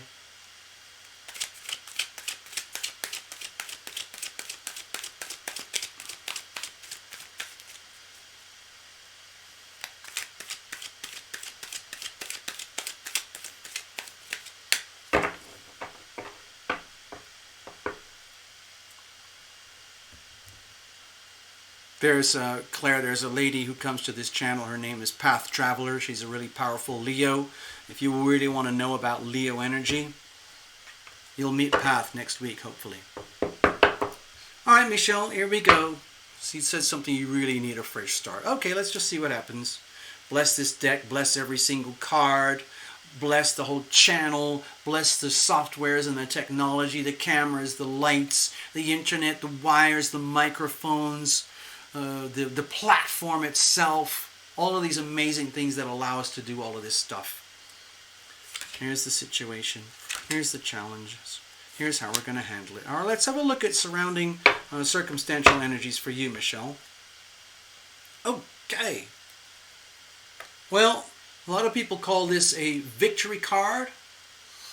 It's also a card that, like, to me, it feels like, Michelle, I don't know you personally, obviously, but it feels to me like if you're just naturally kind of very unassuming or perhaps shy, or, you know, you're not, let's say, like some people are very, like, into themselves, or I'm not saying narcissists or egomaniacs, but some people are very confident and self-assured to the point where it's like they look in the mirror and they think, wow, man, I'm just freaking awesome. I just can't resist myself. If I was a guy, if I was a girl, I would do me, that kind of thing. So, like, when I see this for you, my feeling is like it's actually a subtle hint. This is energy that's outside you, but you could say it's like reflecting back to you. It feels like it's a very gentle energy, and to me it feels like Michelle. Okay, I'm just going to act it out. Think of this as theater. I used to work in movies and TV for many years, so you could say some of it rubbed off. And, I've been an actor in movies. One of my movies, I was the lead actor, and we won first prize in a film festival. Yay! Anyway, so what I'm doing here with this card for you, the Six of Wands, what I'm feeling for you, Michelle, is that it's just like, it's a very gentle energy coming at you. Like, it's almost like tap on the shoulder. Hey, Michelle. Have you ever considered that you might be, the way other people see you, us out here, we might see you as a winner, okay, in some way, shape, or form? You're actually kind of cool. You've got certain things that you do. You are a certain person in certain ways that we would qualify as a winner, as being kind of cool. And you need to know that. Because if you don't know that, you need to know that. Some people, you might be one of these people who's very kind of unassuming, very selfless. You might have a very strong 11th house, or a very strong, maybe an Aquarian streak in you somewhere, or a Piscean streak where you're completely, someone who's very selfless. There's like minimal ego, and you're just living a life. But the message here, I think, with the Six of Wands is it's a gentle message, like, it's okay. You're a human being. It's okay to indulge in feelings of being cool, successful, feeling like you are a winner, like you've done things, like you have value. There are things that you have done, that you do, that other people value, that would qualify you as a winner. And we just want you to know that, okay? It doesn't mean you're going to go out and win the lottery tomorrow. That's not what I'm suggesting. And just go out, whoa! I don't think that. To me, it's a very soft message, okay? To let you know that it's okay to look at yourself now and again and consider yourself a winner. And if you don't consider yourself a winner, it's time to do so, and perhaps look at your own achievements in life, in the world around you, and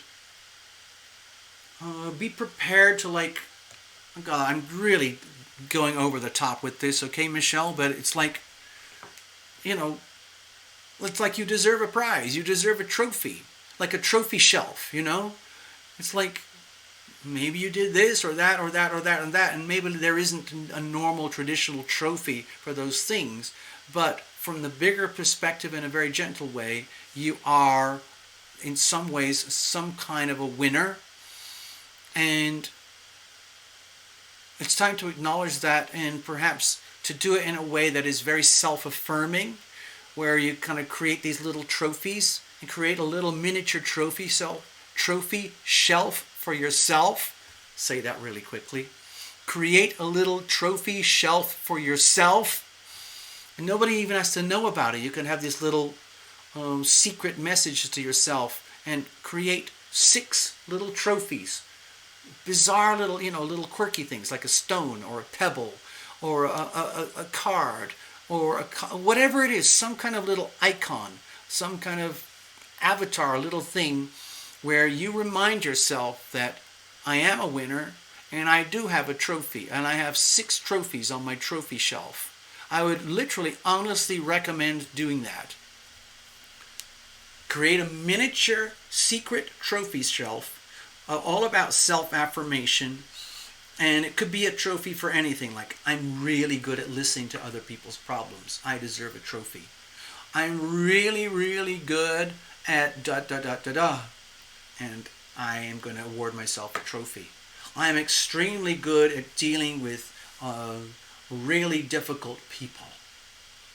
I'm going to give myself a trophy. That's kind of the energy that I'm feeling, okay? Exactly. Think of yourself as a winner. Star. Now, what's the situation exactly? Okay? Okay, so I got the Page of Swords here. So, this is an energy of like raw truth. It would be the energy of, it's a youthful energy. And to me, it's all about calling out the truth, exposing the truth, exposing fraud, exposing lies, deception, betrayal, deceit, and calling it out. One of the challenges is about this Page of Swords energy is that if you're calling out the truth on yourself or other people or situations or activities in your life, in your world, where it's time for the truth to be called out, sometimes the entities or situations or people or activities that are being called out as being less than truthful become highly resistant. As you know, if you've watched this channel before, if you have, I'm really disturbed by what's happening in the American economy right now, American politics, the American government, the American Federal Reserve, the American federal government. And it's time to call it out. Call it out for the lies and the deception and the betrayal and deceit and manipulation that goes on with our governing bodies, that we the people allow us to do. We're allowing this to happen. So with the Page of Swords here for you, my feeling is that, like, it feels like you have this urge to call out certain truths about your life, whether it's about yourself, like, I need to call out some truths about myself, about things that, aren't right or true or honest about my life. In other words, if you're living a life that is basically, I would say, compromised or ambiguous or amorphous or poorly defined or not in alignment with your true self, I think the Page of Swords energy here represents you coming to a point of awakening where you're realizing, man, I really have to get my sense of, what's it called? Subjective truth together. It's like getting in touch with, okay, hold on, stay there. Okay, so what I'm sensing is that with this Page of Swords, it's a bit of an awkward energy, and having to live with that and carry that and be that. It's like, oh my God, I really have to be honest with myself. I'm going to have to call out myself. I'm going to have to call out my environment, the place in which I live, the life that I'm living, and I'm going to have to start calling it out like, this is no longer acceptable. This is bogus. This is fake. These are fake relationships, fake behaviors, fake attitudes, fake beliefs, fake. This has to go. I am no longer willing to live a compromised, fake,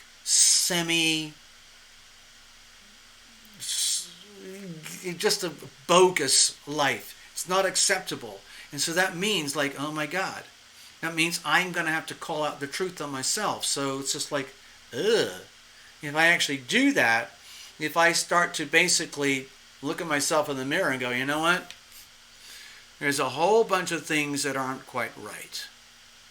And those are some of the obstacles to my, let's say, self-esteem or my sense of being a winner, a sense of victory. And so, like with this Page of Swords being the situational card, to me it's very uncomfortable for me to have to deliver this message to you, where what I feel it's really about is like, I have to become much more accountable. Like I'm talking as though I'm you, okay? I'm Michelle. I need to be much more accountable to my deep soul energy. I need to be more truthful about who I am. I need to be more honest direct, pure, straightforward, unambiguous with my thoughts, my ambitions, my words, my speech. You know, the information that I take in, I need to stop. I need to start filtering. All the crap needs to go. I only want to take in information that is useful, valuable, important, and in alignment with my deep soul truth, my personal truth. Anything outside of that, it needs to go. Systematically, you're going to have to start peeling away things that are no longer acceptable, because they do not align with core principles of truth, okay? So that's tough, okay? What's the problem with this? Okay, so, more wands here. Two of Wands is very much about planning and looking at the bigger, broader landscape and understanding like, wow, what am I going to do? How am I going to do this? What now? What now? What now? What now? Say that to yourself very, with a strong voice. Look in the mirror. You don't have to do it right now, but when you get a free moment, look at yourself in the mirror, Michelle, and go, what now? What now? What now? What now? And it kind of brings you into really sharp focus. Really, really sharp focus. Like, oh my God. Like, life is terminal. We're all living on a ticking clock. Pluto, Jupiter, and Saturn are sitting up there. The reality check police are pounding very, very hard on planet Earth and humanity right now, trying to make us more mature, more responsible, more aware. And I think it's time for you, look in the mirror and realize, oh my God, I cannot afford ambiguity. I cannot afford to be compromised. I cannot afford to let myself be compromised. I cannot afford to compromise myself. I have to look at life in the world around me with stark, unambiguous clarity, and then I have to learn and discover the art of making decisions, the art of decision making, because I'm terrified. You might be terrified of making decisions. When people are scared of making decisions, that means they're scared of the unknown, which typically means they're the sort of person who would rather outsource their destiny to someone or something else, like a church or a religion or a job or a career or some kind of, lifestyle package deal that is already being built. And then all you do is plug into that and you subscribe to the lifestyle package deal, and you never have to make a decision again in your life. You just kind of go with the program. That's not allowed for you anymore, Michelle. It's not allowed. It's time for you to grab destiny, look it in the face, understand that you have a right to live above and beyond how you are right now, but it does require this very scary thing of having to look very clearly at the world around you and see all the options that are there, and have to do this very daunting thing called decision making. It's very scary stuff.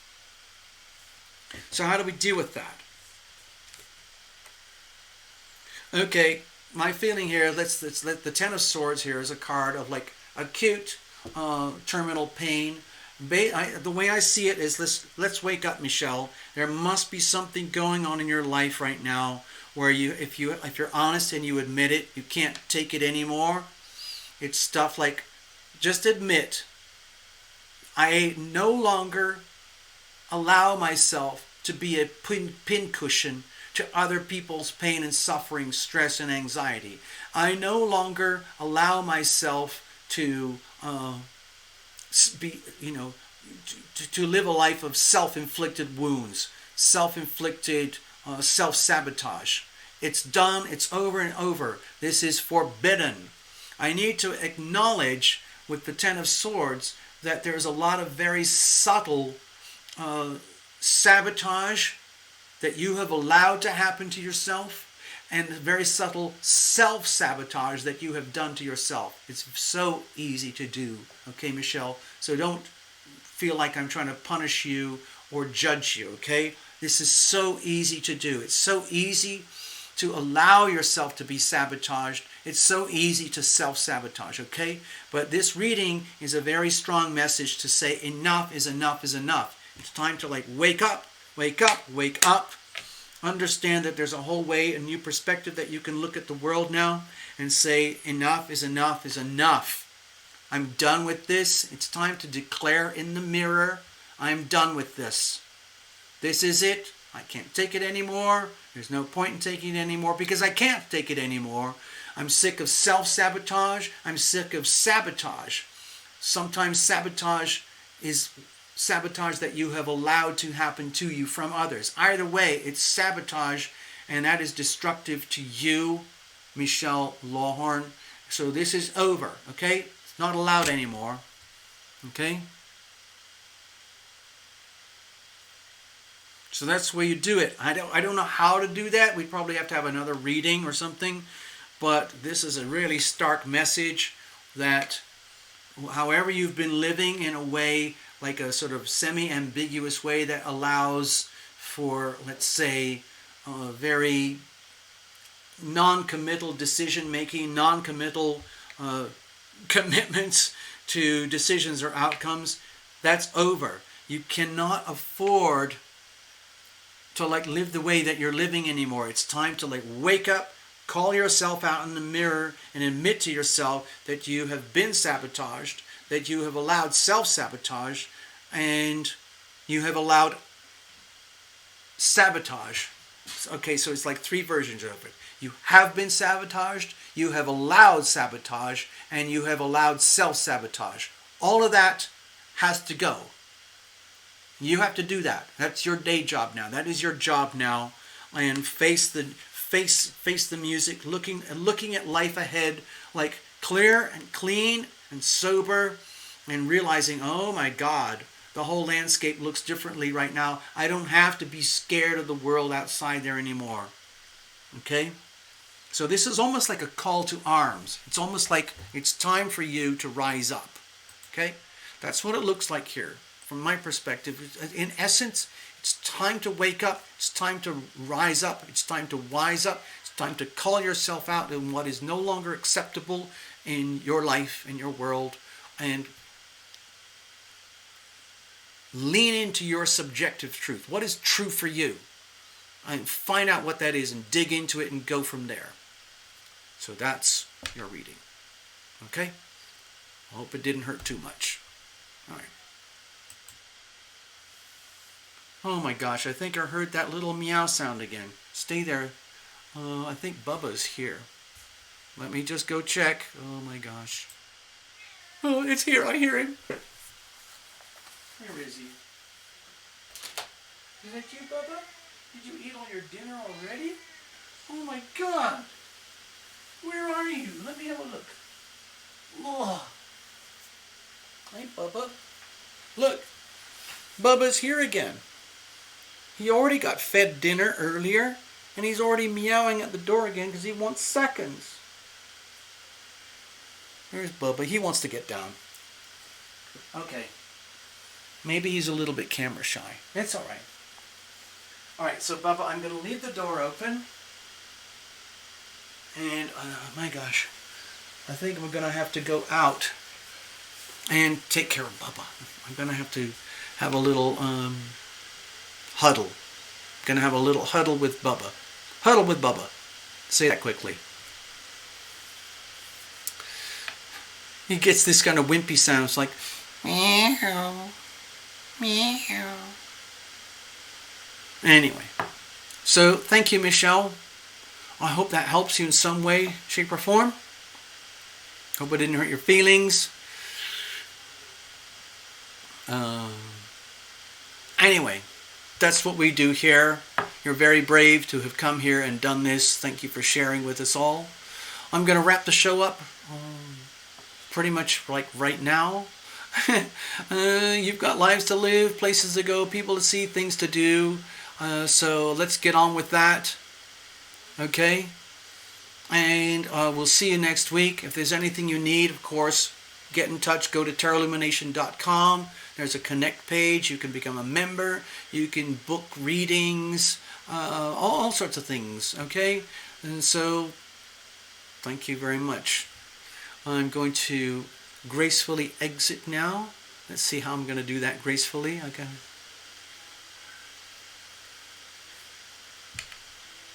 Okay, something about the husband. What's that? So sorry about your husband. Wow. I didn't pick up any of that in the reading.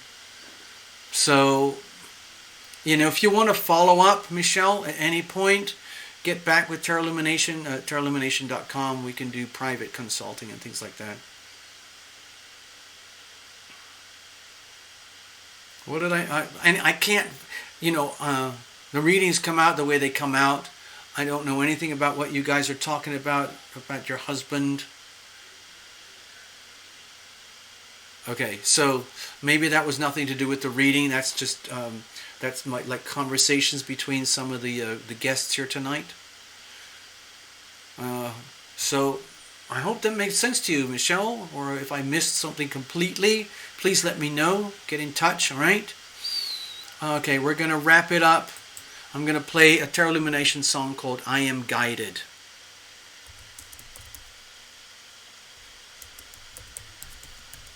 Okay. Okay, it sounds like this.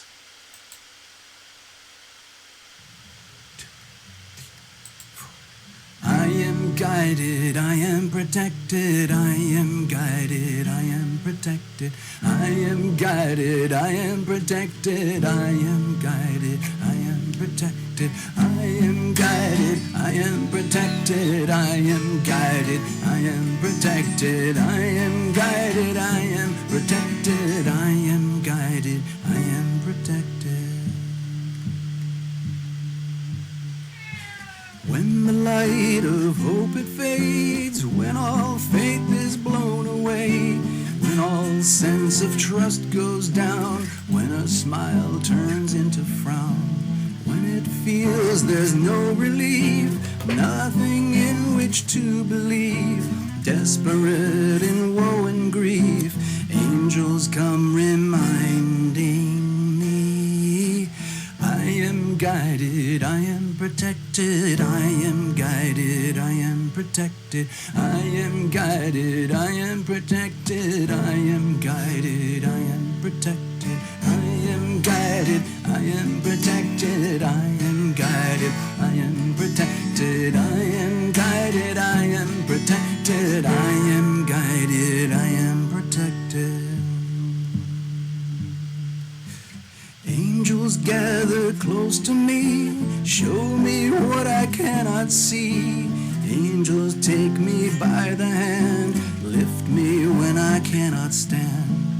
Angels lead me through the dark, soothe and tend a broken heart, laughing at the circumstance, crying while we sing and dance.